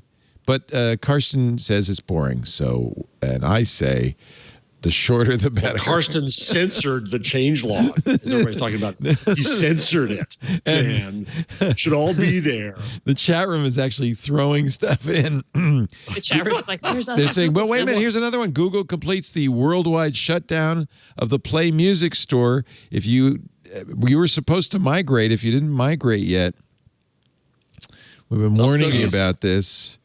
You can it's not completely done, but you cannot buy music on the Play Store anymore. This is kind of sad. They've replaced it with YouTube Music, and most people have migrated over by now. You've certainly been offered that option. I hope you did. No more buying music from the Google Play Store. Google Calendar side panel adds powerful Google Maps. Scooter X is now doing the changelog. Shout out to Scooter X. Nice job, Scooter X. Get it. And here's another one from The Verge. YouTube announces a slate of original series dedicating to amplifying black voices. It's from the hashtag YouTube Black Voices Fund. So I don't know if these are documentaries. It's a $100 million fund. The shows include Resist, which is a documentary, 12-episode series about injustice in policing, bail, and incarceration. The Onyx Family Dinner, a kids series about families sharing different perspectives and thought-provoking stories. Barbershop Medicine, wow, which examines how race impacts healthcare. Bear Witness Take Action Part 2, a follow-up to a special on racial justice. And HBCU, the Historically Black Colleges and Universities, Homecoming 2020, Meet Me on the Yard, a live stream event to raise money for the United Negro College Fund and the Thurgood Marshall College Fund. So, new YouTube content. Good work, Scooter X. Thank you, Scooter X. Karsten didn't do his thing, Karsten got rid of all this stuff. Technically, somebody's got to rescue Technically, Leo's supposed to put it all in. But really? Well, yeah. I mean, my job during the week is to look for stories and clip them. But I just I thought your job was just to stand on camera and talk to people. Well, that's all I want to do. But unfortunately, some days you don't even want to do that. You're right. I put a lot of stuff in today. In fact, one I'm very interested below the changelog, once we're done with it, to hear your reaction to. Okay. Oh, maybe and it's I old have news. a good I don't one know. Too. Well, I'll tell you what. Let's say this. That's too much prosody. That's the Google changelog. And right below the changelog, Nvidia creates super zoom. Is this new? Is this old? Is this real? Is this helpful? Is this for you? Is this for us? Will it not make me I pink? think this was last week. Yeah, but we didn't talk about it last week. So we didn't talk about it. Yeah. Right. GPU accelerated AI platform, they call it Nvidia Maxine, will allow video conference providers to improve streaming. I did see some of the before and after, and it's pretty impressive. This is a problem, of course, when bandwidth is low, resolution goes down. Something's got to give. For instance, Ant, whose picture is perfect, but there have been drops. His bandwidth's not great, so there have been drops and stuff in the audio. But the picture, you must have told Skype, please, I want a perfect picture. And I don't care what I sound like. That is Ant's, like, what is it, calling superpower. cards? The It's beautiful a superpower. Lighting. Yeah. Photography. He's brilliant. He's brilliant. Well, he's also Ant. I mean, it would be hard to ruin Ant. Oh, that's true too. Yeah, see. So does this thing even recognizes the face? So if you're looking away from the camera, like I was complaining about last week? Yep. So think of it as computational conferencing. Look at this. It It's can move basically your face AI back. that Here's some of the things it can do. This is the one for you, face alignment. AI compression, which gets rid of the Artifacts, yeah. Conversational AI avatar, look like an alien. It'll do translation. It'll denoise. It'll do a virtual background. That's always a problem because without a green screen, cutting out the person and putting something behind it, you've seen it before. It's terrible. Terrible. It's getting better, though, across the board, though, sir. I was watching CNN the other night, their global coronavirus town hall. They had a former CDC director who had turned on fake background. It looked like it was a real background. His bookshelf was all nice and everything, but he was in his kitchen. So every time he moved his head, you'd see the kitchen table would appear and then disappear. It really ruined the effect. I'm just saying. But it's getting better, though. It's not as bad as it was 4 months ago. Yeah. Yeah. Auto framing video definitely sounds like something for Nvidia with they're always dabbling with the AI one way or another. So it makes sense for them to jump into this space. So I don't see the video in this Forbes article. You say there's a video? No. I have 4 items in the rundown. Oh, you are so smart. All right. Here's the video demonstration. I'm trying to get Karsten's job. You can have it. Karsten will start teaching journalism at CUNY. It's fine. Here's Karsten, you're doing a great job. That yeah, was not pat him on the reflection back. on you. Yes, you are, Karsten. You're doing a great job. Who's a beautiful little Karsten? You're a good boy. Karsten, if you want to hang up on Leo and just have the rest of us do this. Somebody throw Karsten a treat. He can't. He has no power. He's at home. It's Jammer B that has all the power. I want to know that I wanted Karsten Cam. I pissed off Leo horribly by demanding Karsten Cam. No, you didn't. He was not happy, Leo. You didn't piss me off. I just said no. There's a difference. There is a difference. All right, here, my friends, the virtual meetings of tomorrow with NVIDIA AI research. NVIDIA computer vision researchers just invented something amazing that basically replaces a video codec with a neural network, which reduces neural bandwidth consumption network by orders of magnitude. Is it a generational adversarial neural network? With more than 10 million video streams estimated to be live at any given time, Video conferencing is the new connectivity challenge for many. So it's just the one on the right is a much lower bandwidth, but it looks as good as the higher bandwidth. AI-assisted video calls is simple. A sender first transmits. Now, see, Carson would have cut this whole segment out, like Jeff. Systems that typically are you calling my segment boring? Then, rather than sending a fat stream of pixel-packed images, it sends data on found the it properly geeky. facial That points. compression Again, is this is computational conferencing. We're using software to make the whole experience better. It recognizes And what's going to happen. It's faces. Yep. That is beautiful. It's giving Thank it you. a beauty Thank you, filter, Mr. but look Ant. at her Thank you. teeth. They're getting messed up. But this very low bandwidth, presumably, right? Well, the number was earlier, but you went right past it. But keep going, because there's now we have. Oh, look at that. So look at the bandwidth. Yeah. Right. Yeah, we're at 0.12 kilobytes per frame. I mean, it's very low bandwidth. Yeah. Now notice the glasses are much better than the mouth. It knows how to do certain things better than others. Right. The Yankees hat is perfect. It knows how to do that. Well, the less something moves, the harder, the less something moves, the easier it is. The harder it is to, mouth is always going to be hard. But actually, this But does look a at very his good hair. job. Look at that was good definition in the hair. Same thing here. It even yeah. works with a mask. So, Stacey, you think that's because it's been trained on things like masks and hair? I don't know if I don't know if it's just filling Watch in this. the This spots. is the face alignment. Yeah. So this guy's talking as people often do over your left shoulder. Watch this.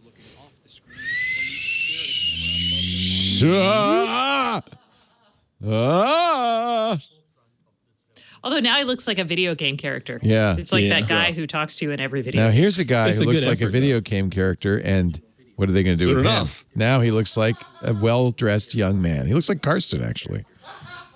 No, he's not wearing a bow tie. That's just Okay. a No tie. bow tie. Okay. So this is interesting. It's interesting. Yeah. And of course, I thought, isn't this really the product that Pied Piper was coming out with? Oh, ladies and gentlemen, Oh, if you man. go to, what is it called? Middle out compression. If you could just use middle out compression, the internet we deserve is finally here. Over the years, Pied Piper has changed many landscapes. Compression, data, the internet. Click below to look back at the evolution of Pied Piper, revolutionizing one landscape at a time. Year one. This is great. This is the Silicon Valley show. And where's Gavin on Belson? HBO. This was what they were working on, right? It was a codec. Right? So this is basically the website. I wonder if HBO did this or is this a fan-made site? Home box office, copyright 2019. PiedPiper.com. They got to own that. Yeah. Home box office. And here, finally, in year 5, the internet we deserve. So I do have a legitimate question. Do you think this NVIDIA stuff could actually be useful for the TWiT network at some point? Well, yeah, when they only on release 5G, it, I'm sure. Jeff wants to be less pink. I do. Nothing can help that. I Jeff. want AI to make me look human. Yeah, maybe. What'll happen is Zoom or somebody like Zoom will incorporate it into their engine. Right. And then, well, if somebody does, we'll. And so if Ant's connection goes wonky, it'll improve it for us. Yeah. Yeah. On the fly. I mean, It's if pretty it was impressive. so wonky it leaves, then no. Yeah. But yes. I'm going to guess it's probably going to require an NVIDIA graphics card to work. I don't know. Got that covered. You got one. Well, so there's two ways NVIDIA could win here. One is, the training. So it's like wants us to use AI. And then the inference or the way that it's actually implemented on your machine may not require a graphics card. Right. But I bet it does. So it's on even if it doesn't. If I were them, I would.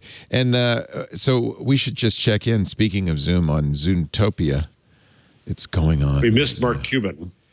Oh, God. I do not miss Mark Cuban. Zoomtopia? What the heck is... Scroll down. You got the schedule. This is their live conference.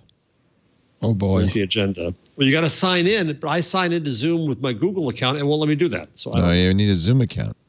Keep going down. It was 5:00 Eastern When's time. Kanye coming on? It's Because that's what I want to watch. Oh, boy. Exciting stuff. Are they going to have Yeezy? They should not let him out right now. I know. He's actually not doing well, I don't think. There's Mark Cuban. It was a 2. Celebration of Happiness by Mark Cuban. I'd Okay, watch that. well, we've missed Zoomtopia. Yeah, too bad. It's on for tomorrow, too. It's 2 days of Zoomtopia.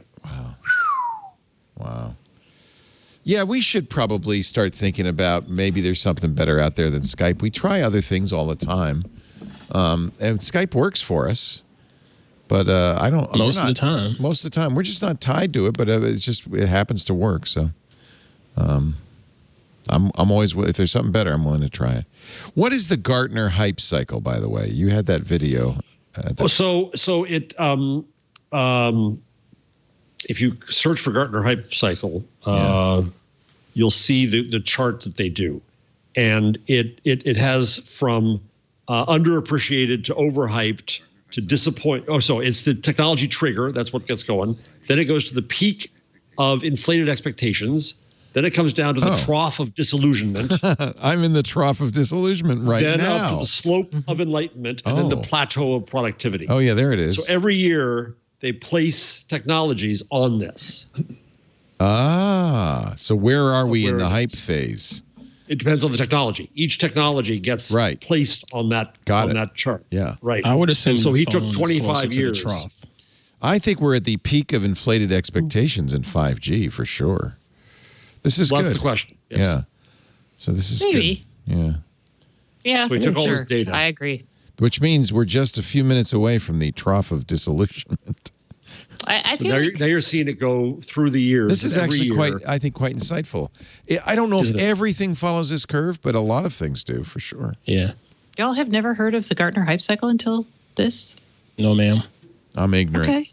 I think it's a big enterprise software. Well, I don't know. We talk about it all the time. So I'm like.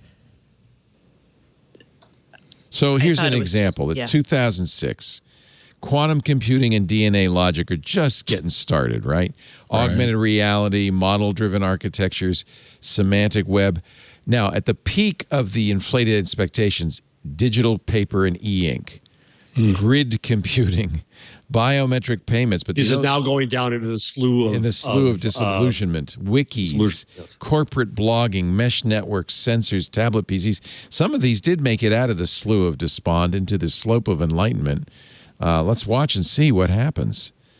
So this is one of the problems with this is they can just take them off the graph if they were wrong. Well, a lot of them were one-year wonders. Yeah. Yeah, like the semantic web. Look, ebook readers. Remember when we had to talk about ontologies all the time? Yeah, they disappeared. Biometric authentication, though, is getting there. Speech recognition is at the plateau. Blue is one time. Red is 10 or more times. Augmented reality. AR stays on there forever. AR. But artificial flying autonomous vehicle, right? You know, if you look at this, there's a lot of hype and very little actual success. Well, there are things, like grid computing gradually became something else. Cloud computing. Yeah, interesting. I'm looking at the iPhone announcement, and when the images showed up, the first thing that came to my mind was the iPhone 4. You know what I mean? It looks just like it design-wise. But there's a reason for that. It's the antennas. Yeah. So this is the thing that kind of bugs me is so much energy, so much engineering effort, so much cost was devoted to this 5G. I guess Apple felt like, well, we've got to do it. It's now or never. But they had to do it eventually. So eventually, for sure. But the question is, where in the hype cycle are we on 5G? And I think it's early to be. And it's annoying because we're going to bear the brunt. Who pays for all of that innovation? Yeah. Well, we don't have to buy this phone. I do, unfortunately. Okay, then you have to pay for it. I will. The rest of the world could be like, eh. Oh, I'm going to get the most expensive Pro. one. I want to shoot something with it. I will. I'll let you borrow it. You bet. I think I'm going to get my mom yours the 12. is the review I care about. What am I, chopped liver? Yeah. Yeah. Thank you, I want Mr. I want the photo snob view. I'm good on a cracker. I want her to push it until it breaks. Okay. I should do another ad. That's what I should do right now. That would be a good thing to do. Thank you, Leo.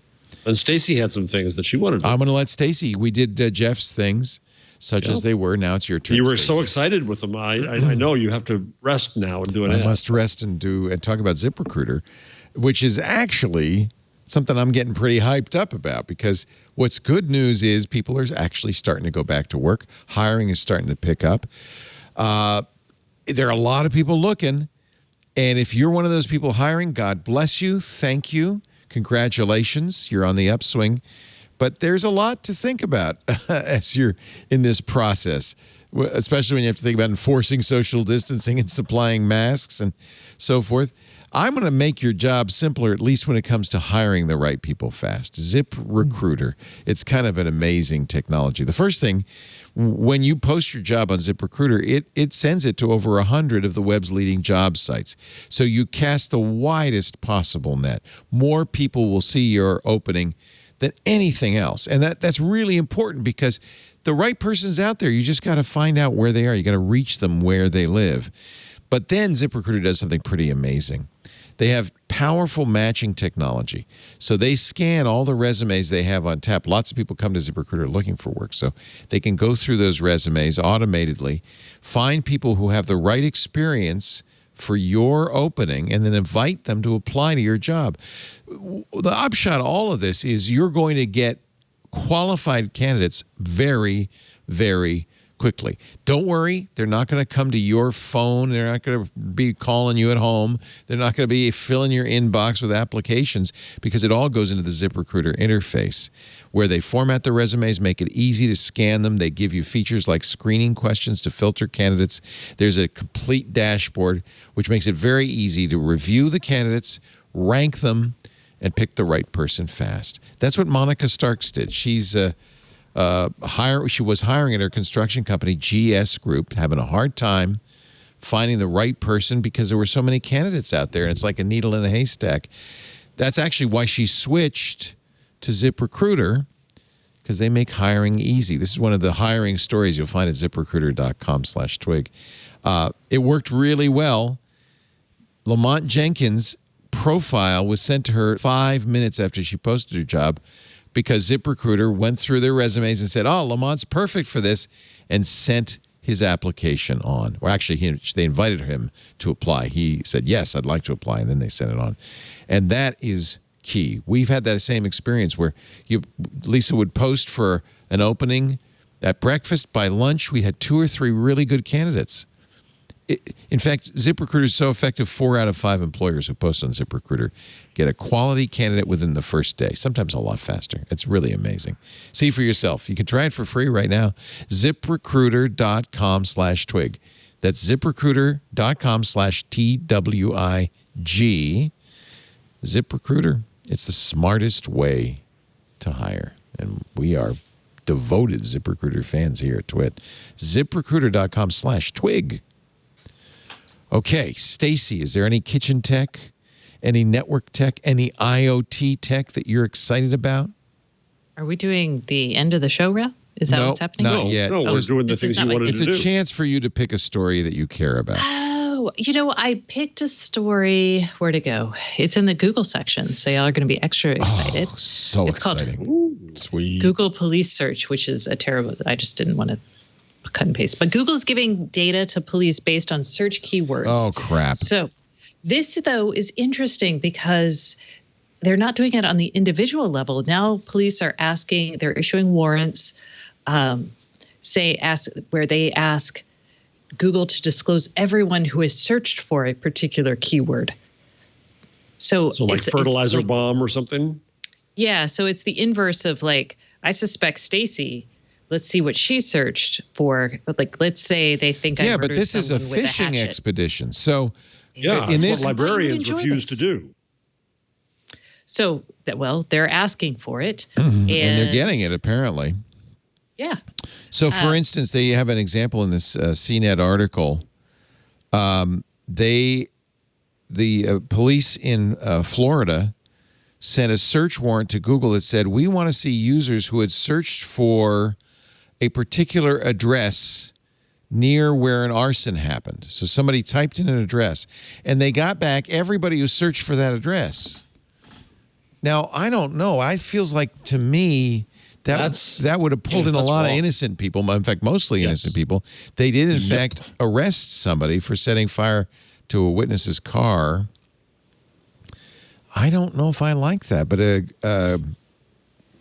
they had a librarian working for them, the librarian would have told them, you don't do that. You can't go to the library and say, hey, can you tell me everybody who used your computers and searched for fertilizer bomb? Yeah. And maybe they can now, though. That's the point. So, but what I found interesting is that in New York, they've actually proposed legislation to make this illegal. So I'm like, go to New York. I mean, obviously it's not passed. We're probably going to see some state-by-state and not enforcement rules around this, which could be confusing. And then maybe Google will be like, dang it, let's figure out something we can do federally. Credit to a reporter for Detroit News, Robert Snell, who found the unsealed court filing on Tuesday and tweeted about it. Google provided the IP addresses of people who searched for the arson victim's address. They then tied one of the IP addresses to a phone number belonging to the suspect. They then used phone number records to pinpoint the location of his device using, that's one of those pen warrants where you could say, hey, where was this guy on the night of? And they did use this to get a person. They arrested him. Yep. Yeah. So this is very much, his digital footprint getting him in trouble. I mean, actually, let me rephrase that. Arson got him in trouble. Yeah. But he got caught because of his digital footprint. Yeah. Google has declined to say how many keyword warrants they've received in the past 3 years. But they did say that they work to protect the privacy of their users, but they have to support law enforcement. Quote, this is Google's Director of Law Enforcement and Information Security, Richard Salgado. We require a warrant and push to narrow the scope of these particular demands when overly broad, including by objecting in court when appropriate. These data demands represent less than 1% of total warrants and a small fraction of the overall legal demands for user data that we currently receive. That's a really interesting policing technique. I'm not necessarily against it. I mean, they caught the guy. Yeah, but I mean, the question then becomes how broad could those? So searching for that particular person's address, I can imagine. That's a pretty narrow search, right?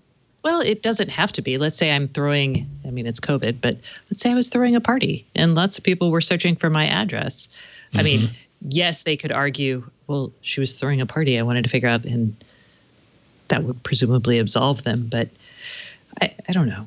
And sometimes I search for addresses. Like when we were buying a house, I was searching for addresses all the time so I could see the house on Street View. I don't know. I mean, it's not. It depends on the search. It depends on. And anytime you get caught up in one of these, I guess the thing to ask is, if you get caught up in something like this, what happens to you as a citizen? What is the burden put upon you to prove your innocence? Right. Because make no mistake that you are proving your innocence in this case.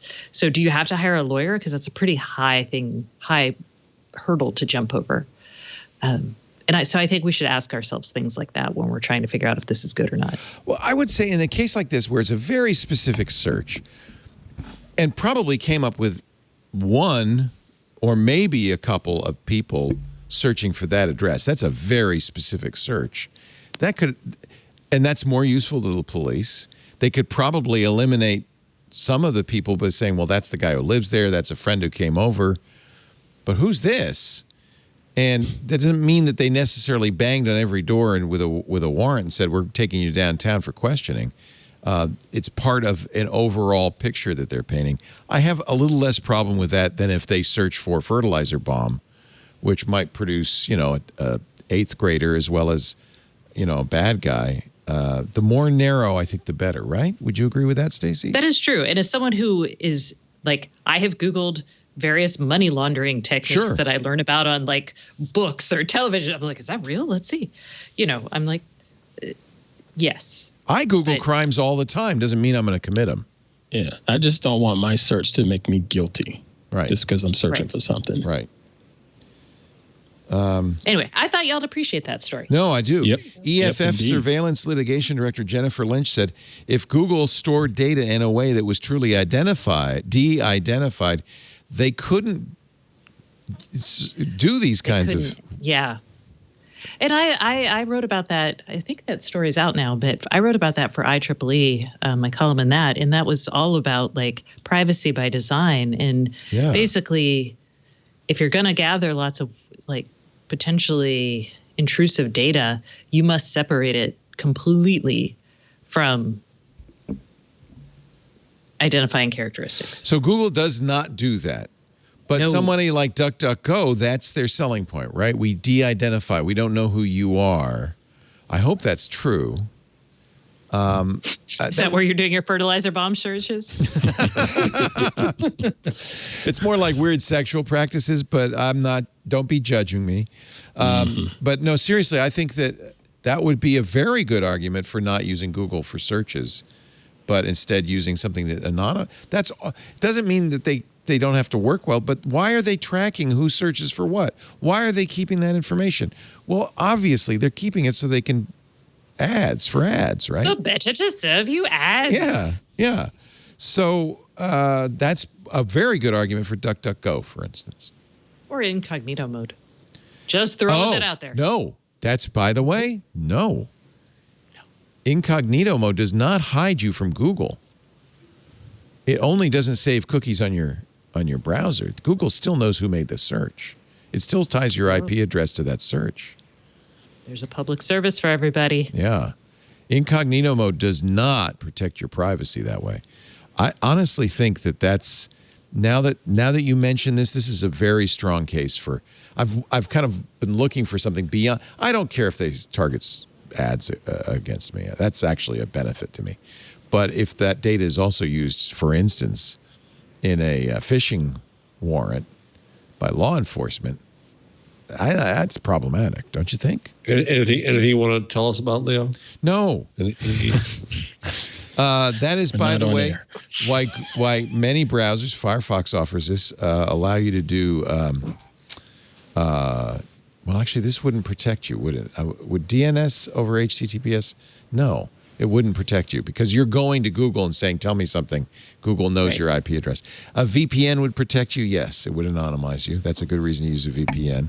The IP address associated with that would be the VPN's, not yours. Again, why it's very important to choose a VPN that does not log. If you could go to the VPN and say, hey, who was making that search? And they could say, well, Leo was using that IP address at that time. That would not be good. I'm not trying to undermine police. This looks like an interesting investigative tool. I worry about overly broad phishing searches. So good. Yeah, really good story. Can I bring one up? No. Well, Jeff, you may say no when I bring it up. What about 26 and 35? It seems like those two. 26. Line 26 and 35. Oh, yeah. So I did see this in the Times the other day. Google employees encouraged to speak up, except if they're saying something about antitrust, then we don't like that so much. This is from the New York Times. What's the date on that story? Because it's been around for October 13th. So it's a recent. A. Yeah. Well, it's not. It's been around. B. When I worked for companies, we were told. When I worked for media companies, we were told the same thing. Yeah. I was given very strict instructions, words not to use. Never use the word dominate. Yeah, and think about it. All internal email is property of the company and is subject to warrant and search and subpoena. Discovery. So I think that's not unreasonable, actually, to say. It's not unreasonable in the least. Yeah. You may not have these discussions on our network. You're using a corporate resource. We ask that you not do that. Okay. Big key there. And that's something that just good answer. A lot of people going in when they take these positions or roles or whatever, it seems like most people don't read the handbooks because most of the time that's right there in their handbook when they sign up for the gig. It is. And we put that in your handbook, Ant. Remember. Sure did. No antitrust talk. Because Leo is a monopoly. Nobody else does this show. We are the only one on earth. Twig is a monopoly. Who else would talk for 3 hours not about Google? We have taught Google today. We've crushed it. We don't write our own handbook. ADP does because we outsource our HR. So it's very possible there is stuff in there that's just boilerplate that what are the things you don't want to talk about? Leo's hair loss. You should probably have someone read that. No, somebody reads it, just not me. Yeah, it's read. Oh, okay. It's read. No, the employees have to read it. Well, they don't have to. Nobody's watching over you. Yeah, you should. Oh, yeah, you sign It's a thing like, that says you read it. That's right. Read your handbook if you have to sign and I'm it. sure Lisa's read it, but I have to say I'm not an employee, so I haven't read it. I probably should read it, shouldn't I? For shame. So what was your story, Leo? What was your story? What was your Well, wait a other minute. Ann show? had another one. Ann had Is I had it- another one. Oh, Is okay. this Google contractors say their work is being shipped to Poland?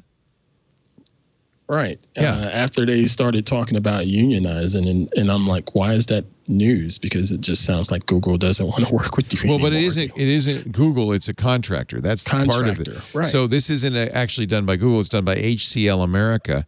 80 contractors employed by HCL America voted to unionize with U.S. steel workers, which is, according to Vice, an historic victory for white-collar tech workers in the U.S. But the NLRB issued a formal complaint against HCL, alleging the company violated labor law by failing to bargain with the steelworkers union.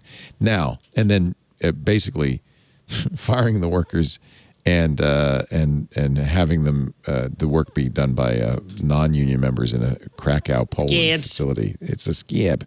They don't work directly for Google, but this is, by the way, another little scam that companies do. They use contractors so that they are kind of off the hook. Have some wiggle. Yeah. A lot of big tech companies, almost all of them I know of, use contractors. Mm-hmm. So it just makes it easier for you, not just with unionization, but things like benefits. Benefits. Yeah. I read that, and again, I just thought, didn't they realize they were contractors? So there's going to be some rules of engagement that's just not going to apply to them because they're not hired employees. They're hired independent contractors. So it sounds like it is. HCL engaged in kind of common union busting actions. The NLRB, which is responsible for enforcing this, has scheduled a hearing for February when it will prosecute HCL for violating the National Labor Relations Act. So it doesn't directly reflect on Google, but it's sort of kind of indirectly. These contractors work as, many of them, not all of them, work as analysts on Google Shopping. Again, not an uncommon practice. Yeah. You I hire see it happen all the contractors time. to work in a different, Yeah, I to see work it on happen a all certain the time. project in a certain department. You see it all the time. Yeah. My story was a New Yorker story. I'm sure you read because you read it cover to cover, Jeff Jarvis. Well, actually, no. I limit how many I get a month, so I chose not to read this one. I'll read it in like three weeks when I get around to that Yeah, I particular know. issue. This came out the back issue. in the October 9th issue, so it's the newest New Yorker. Why Facebook can't fix itself. Andrew I Moran. wasn't going to use one of my 3 clicks on this. I just said, nope, not doing it. Well, maybe Leo's you going to try to should. trick me into it. Maybe you Not should doing it. just open your eyes to what's going on, my friend. This is where Ant and I go do something else. We should have the Stacy the Ant weekly sidebar. the weekly fisticuffs between Jeff and Hold on a second. I've got to get something. Oh, crap. All right. I guess there's nothing more to say about it. The issue Jeff, really Jeff is. just went to get his. I'm betting it's the Moral Panic Bulletin. Oh, it is. Here's the quote. In retrospect, and he has a lot of establishing facts, of course, it seems the company, Facebook's strategy, has never been to manage the problem of dangerous content, but to manage the public's perception of the problem. Let's stop right there. The whole concept of dangerous content should be kind of offensive to a journalist. That content, that speech can be dangerous. I would speech say, can be dangerous. We can say yelling fire in a crowded theater, right? Yeah. We know that coaxing people to like violently liberate Michigan could lead to weird plots to kidnap the governor. Facebook routinely removes ISIS recruitment propaganda, but it's been far less aggressive in cracking down on white supremacist groups. So they do, in fact, police it. The point is that it's here's as is their right. As is their right. No, I'm not saying they're doing anything illegal. They refer to Nick Clegg, who wrote that Facebook, who's there now, and what is he, the head of communications? He wrote that Facebook takes a zero tolerance approach to hate speech, but with so much content posted every day, rooting out the hate is like looking for a needle in a haystack. The author continues, the metaphor casts Zuckerberg as a hapless victim of fate. Day after day, through no fault of his own, his haystack ends up mysteriously full of needles. A more honest metaphor would posit a powerful set of magnets at the center of the haystack, Facebook's algorithms. I think this is true, which attract and elevate whatever content is most highly charged. And I need yours. Yours is better. I need yours. This is how the system... Do you deny that that's how the system is designed to work? That's what the algorithm does? Yes, I do. You don't think that's what it does? I don't see a Nazi insight, and I see no data. We can't get it out of them, which is part of the problem. They should be more transparent about this, of how many Nazis there are and how many people see them. So Facebook's claim is, yes, we don't allow it, but it's so impossible for us to stop it that we do the best we can, but it's so I think it was my friend Ben Evans who went after Borat today, because Borat was screaming about this, and he said, you who traffic in satire should know how difficult it is then to tell the difference between satire and real, and it is not easy. So what should Facebook do? They should just continue to do what they're doing? No, I think Facebook should do a lot more, but I don't think they should do it under government pressure. Well, this isn't the government, it's the freaking New Yorker. Well, but that's where it heads. And today you have the case, you have the case where Facebook and Twitter decided not to promote, and please let's not add anything to this, a really awful New York Post story. I saw that. And then you have I saw that. A senator of the United States screaming that this is Facebook, another public official screaming, you're using the public airwaves, as in cell towers and Wi-Fi, and we're going to force you to put this back up. And compelled speech is not free speech, and that's where this goes. That's my problem. So yes, I think Facebook should have a better rule set for how they run their garden party. Yes, they should have a North Star. They should decide that things just aren't appropriate there. And for whatever reason, they decide it's not appropriate and it's our party, so screw you. We're taking this down. I think they should do a lot more of that on their own, but they should not do it under pressure from government and media pressuring government, unaware of what they're doing around freedom of expression. All right. Yeah, I actually, I should go to the end of this thing and see what his prescription is, because I didn't get that far. Probably to subscribe to magazines.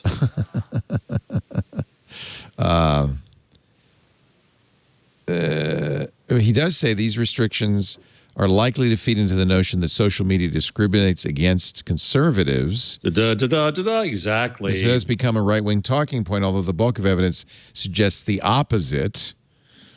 He refers to, as you have, Kevin Roos's top 10 link posts, almost always dominated by far-right celebrities or news outlets. Let's stop right there for a second. As Facebook himself, he uses Facebook data from a Facebook company they bought, which is part of a Facebook problem. But as Facebook's people have pointed out, what's BS about that, and I've written about this too, all trending things, Twitter trending too, the number of people who actually see that thing, which is supposedly the number one news story on all of Facebook. You would like this author because he says exactly that. He says it would be much more appropriate to rank by reach instead of interactions, but the problem is that information is sealed up inside Facebook and they're not telling anybody what the reach of any post is. Maybe that would be a useful thing Facebook could do. Honestly, I understand why they don't want to give ammunition to their critics. But if they don't give ammunition to their critics, they're going to get more critiques, not fewer. So this is where the regulatory Transatlantic High-Level Working Group on Content Moderation and Freedom of Expression, of which I was a part, and the report says that, yes, we need to get data about impact out of them so that researchers can look at it and then come back and say, this is a problem or this is not. Right. Okay. Yeah, this article, which I thought was quite well put together, Andrew Morantz does not call for any action at all. He's just simply didn't want to use my click. Setting the stage. You don't have to use your click. I've now told you everything that's in this 5,000 word article. In about 4 weeks, Stacy can tell me what it says too, so that'll be nice. Yeah, sorry. Although I got to point out, Clarence Thomas wants to reel in Section 230. Oh, F me. He is a I believe a justice in the United States Supreme Court. Mm-hmm. Yes. He says this was he wrote about Section 230 in a filing following the court's decision not to hear a Section 230 related case. He said his fellow justices were right to pass on the case, which centered on whether Malwarebytes, an internet security company, could be held liable for what Enigma Software says was a wrongful designation of its products as malware, a false positive.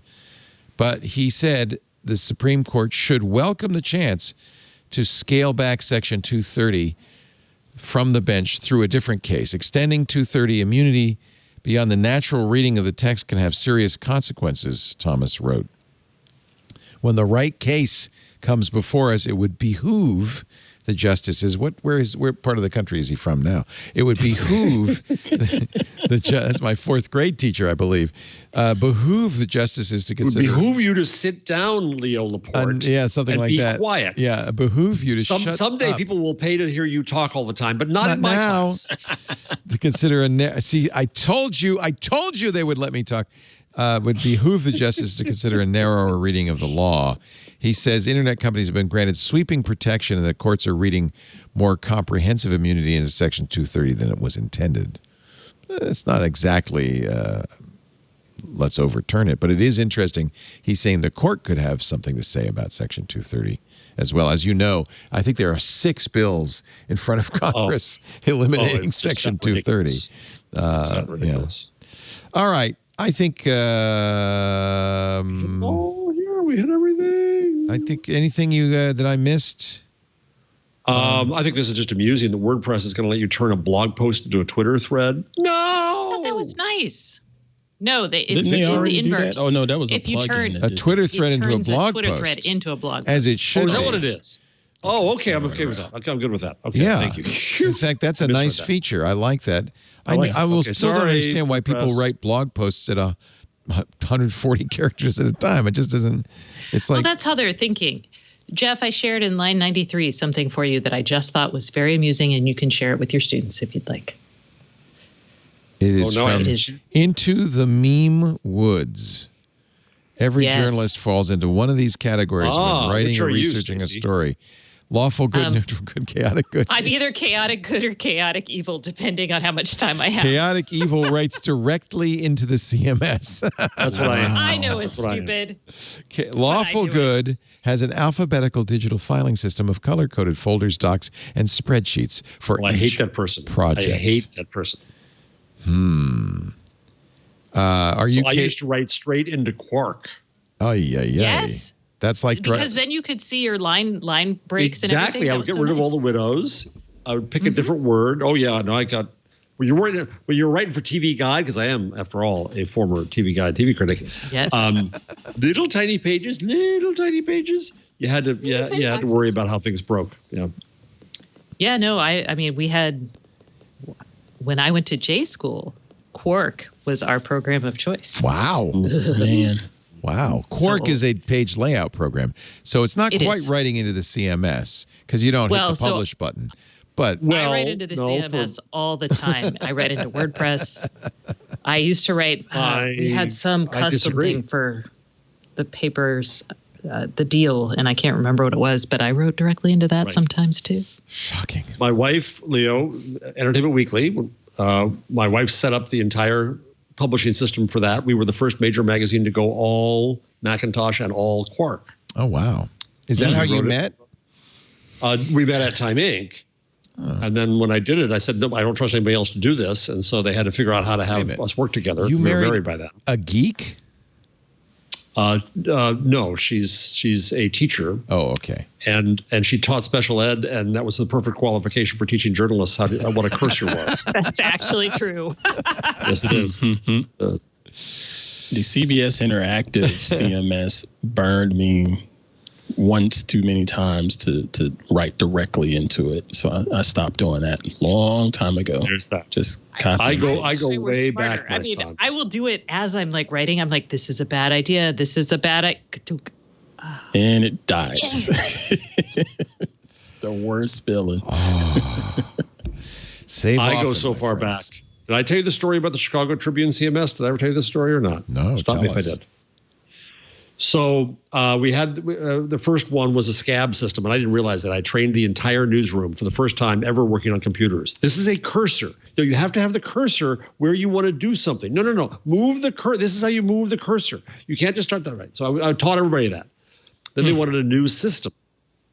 And my job was to go and just brainstorm with the staff and say, what kind of functions would you want? And then I left to go to San Francisco. Well, they put every function that the staff wanted in the stupid system.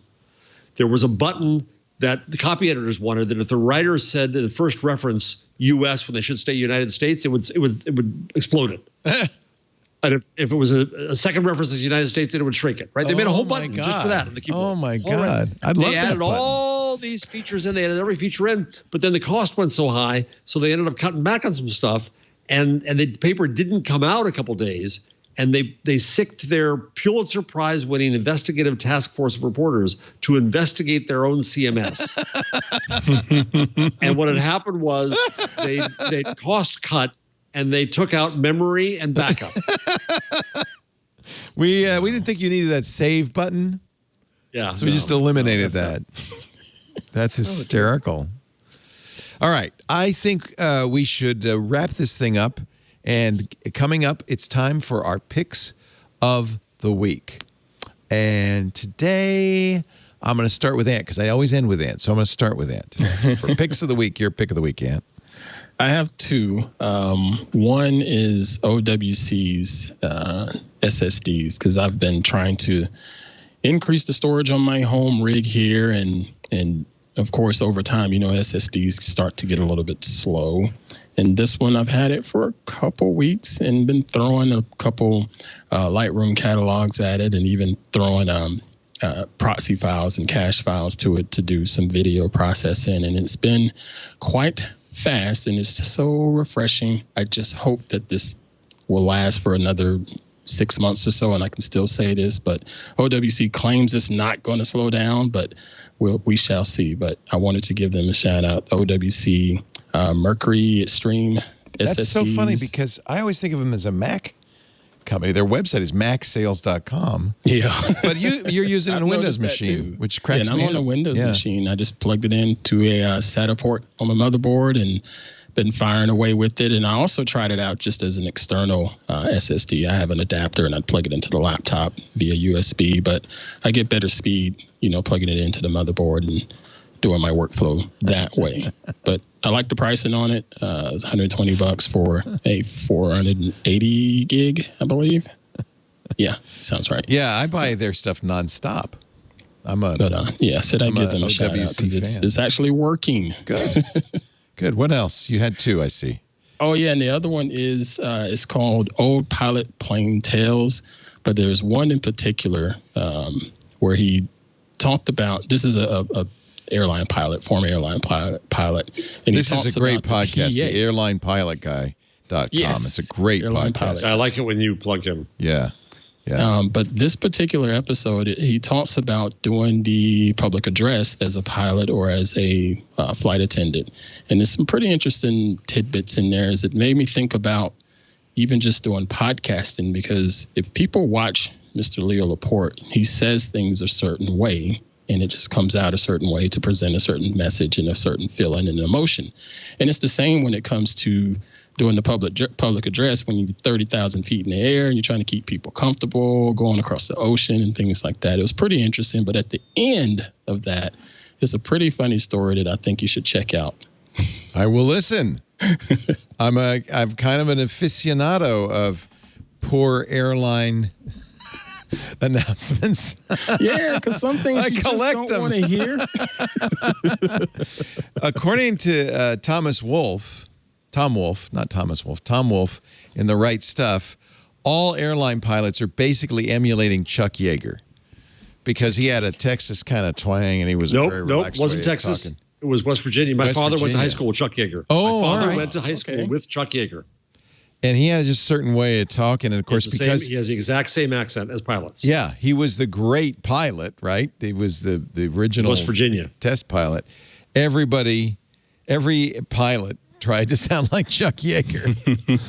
Yeah, and he does, right? Isn't that right, That's Jeff? awesome. When you hear Chuck Yeager. Oh, yes. Oh, I hear Chuck Yeager. I hear my father. We're flying at 30,000 feet, and we'll be arriving in. Yeah, they all sound like they came from Virginia. Okay, West Virginia. That's West a unique accent, the West Virginia. Yes, it is. There was a stat in there where he talked about, if you're flying over the Grand Canyon, some pilots would like to get into these long soliloquies about flying over the Grand Canyon. I hate it when they talk so much. When they shouldn't do that because sleeping. only 10% of the aircraft can actually see it.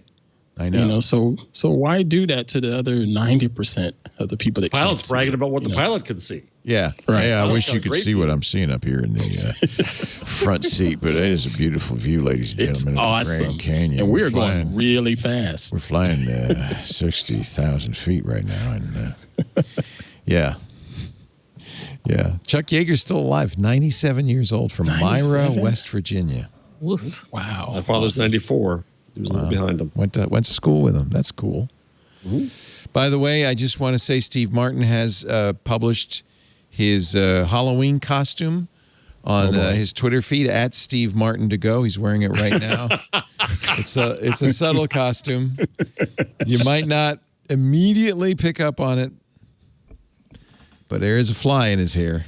Did you see that Amy Cody Barrett also had a fly on her outfit? No, that's hysterical. Yes, the same fly is going around. That fly that's going, it's going around. It's a certain late Supreme Court justice. Oh, you think it's Ruth? I think it's Ruth. It's RBG flying around pestering him. Mm-hmm. Oh man, Stacy, what's your pick of the week? It's the cooking thing, I think. Yeah, I decided to give you a cooking gadget. Thank you. This is the cheaper Thermomix. It's a looks like an connected Instapot pressure cooker. It is like an Instapot, but it's $200. And it comes with recipes and it has a scale, much like your Thermomix. I love that's by the way the best feature because you put stuff in and it weighs it. You don't have to weigh it separately. I love that feature. So you pick a recipe from the app, and then the app connects to the pot, and it's like, all right, you've chosen to make chicken and rice. Cacio e pepe. Oh yeah, you can make we've chosen to make cacio e pepe. And so I open the microwave, I cut the bag, and I put it in, and it's great. This actually looks great. Is it just a pressure cooker? Does it brown or do anything else? It also has a saute function. Oh, nice. That seems to be pretty good. Nice. So it does a lot of things. You can make like traditional pressure cooker type foods like beans and things like that, but you can also make pasta, and they've actually engineered things like the way they release the pressure to help ensure that things cook properly. So this, for people who are like, wow, the Thermomix is really expensive. Nobody should This doesn't buy the have like Thermomix. the chopping features that does. Right. But if you can prep your ingredients, basically it's like dump this in now, and you dump it in. This looks like, great. All right. This You looks can make really good. a tart in it. Well, the pudding, the custard. Traditionally, you make the custard in something like this. And you can actually make it's a double boiler. See how dumb I am about this. Yeah, you can make cheesecakes in it. You can make pastas. Anyway, I'm going to actually eventually get a review unit, and I'm pretty excited about my. What you going to make first? Cacio e pepe. Not cacio e pepe. Cacio e pepe is calling. Nope. By the way, I don't know if we did the right thing for your pick, Ann. I want to just tell people it's airlinepilotguy.com, and it's the September 19th show. It's not what you say. So I want to make sure people could find that. It is what he says, but that's the title of the show. It's not what you say. It's how you say it. I loved it. Jeff Jarvis, I think you should do us a number. But now I know we took I one will. of them I will, away. even though I already contributed one to the show, because that's the kind of guy I am. Yes. I want to mention, by the way, that Ted Cruz just sent a letter to Jack Dorsey demanding, why did Twitter censor the New York Post? Buy that man a constitution. Be sure to include the Bill of Rights. Don't they have something kind of more important going on than the Post, which is not notoriously reliable, It's a Amen, tabloid. brother. It's like saying, how dare you censor the National Enquirer? And Rudy Giuliani is involved, but we're going to leave that aside. I don't want to give him permission. So Facebook just gave a $1 million donation to Bletchley Park. Oh, That's good. Computer was began. It Good mattered, for and you. it's because of COVID to keep them going over the hump here, which is nice. And then I also just want to mention a plug. You were nice enough to put up the tribute reel, but my Scoop Awards keynote, a mere 24 minutes about the future of journalism and media and blowing it all up. If you Google Jeff Jarvis Scoop Award, you'll find it under Video tab. It's brief. It's in English. Here's what I found. No, you didn't. Siri. I found it. Lie. It's Siri. She always says, here's what I found on the web about that. Nope. Not going to do it.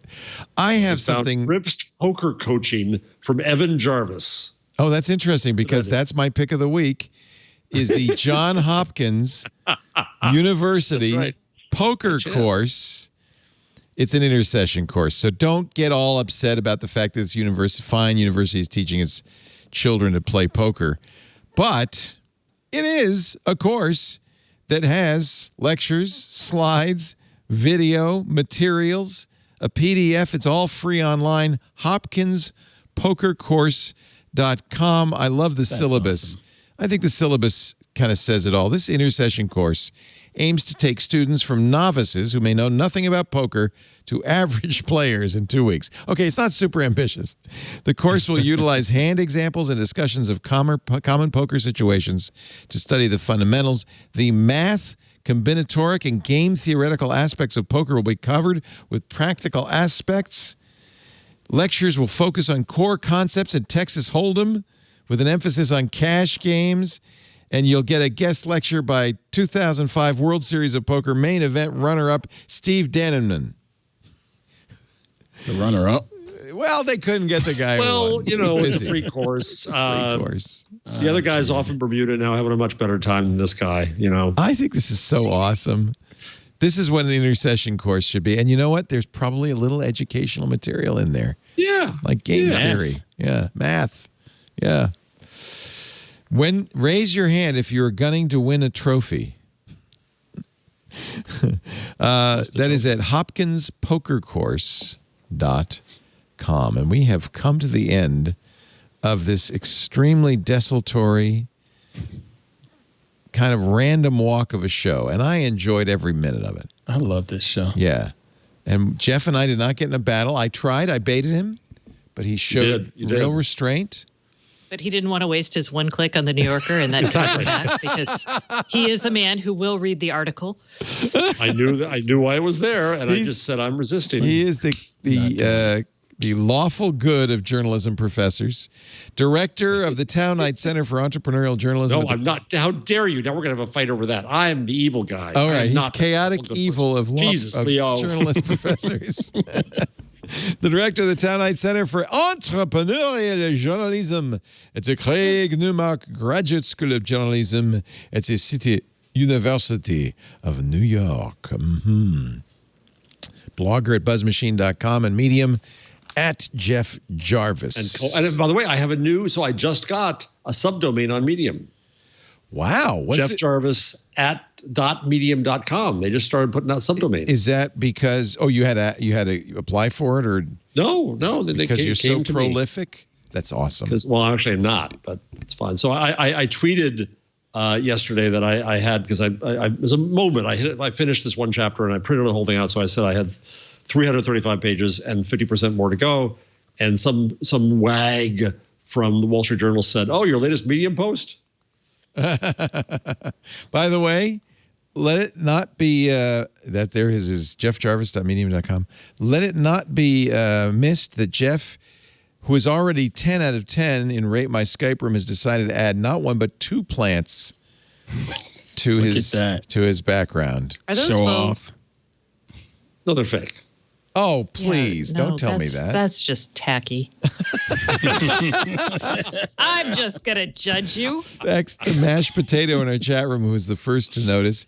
Stacy Higginbotham hung in there, even though her head's killing her. Thank you, Stacy. I appreciate it. How are you feeling, Stacy? It got better. The drugs worked. I'm still spacey, but the drugs worked. Spacey Stacy. Spacey Stacy. It could be that it was us that made you better. Never think of that. A little humor, a little levity. I will not take credit for that. Yeah, I'm like, I don't know about that, y'all, but sure. I don't think so. Stacy on IoT.com. That's the place to go if you want to. In fact, subscribe to her newsletter there because it's free. And you've got an event coming up. I do have an event coming up, y'all, and I'm really excited about it. It is October 27th from 9 to noon PT, and it is about the smart home. And my thesis is we're about to next year get a bunch of technologies that are going to make the smart home more ubiquitous. So we need to talk about a couple things. Those things being sustainability, dealing with consent, and business models. So that's what we're going to talk about at this event. Now, how could people sign up for that there event? Oh, thank you for asking, Leo. You are just so kind. Just go to stacyoniot.com/event. And Bjorn will be there from IKEA, Bjorn Block. Yes. I hope he brings the lingonberry jam and meatballs. Dave Crosby from Wise. Oh, that's cool. That's going to be fun. Yeah, Wise is going to talk to us about their pay what you want for their camera subscriptions. Wow. Bjorn is going to be talking about sustainability. Nice. I've got a bunch of people who aren't on the website yet, but will be soon. So it's going to be so fun. We're talking about things you won't hear about. Go to Stacy on IoT and click the events tab to register for that event coming up October 27th, 9 a.m. Pacific. It's free. You're all invited. Thank you, Stacy. Don't forget our podcast, too, with the wonderful Kevin Toffel, the king of 5G. And the god of Chromebooks. I'll get the advice next week. Oh, do you want some Chromebook advice? Go ahead, ask. Go ahead. Kevin. Well, just do I go ahead? And, I gotta buy one. So do I go ahead and get the Go, or do I get the duller with the fan, but Kevin likes it? Spin. Asus 713 spin. Spin. Really? Stacy, are you in touch with Kevin? Can you ask him right now? So Kevin tends to watch earlier, so I can. Yeah, no, he said if you don't want a fan, get the Go. But otherwise, I think Kevin's Chromebook of 2020 is going to be the spin. He loves it. About Chromebooks.com if you want to know more. It's a 2.3 versus a 16.9. Yeah. Question 2. Yeah. So he says you can't get a better Chromebook than the Acer Spin. Oh, that feels like pretty high praise. Yeah. I know it is. And it's Kevin. He's the god of Chromebooks. Yeah. But yep. Yeah. Aunt Pruitt, hands-on photography, hands-on wellness, hands off my GoPro. Look at that.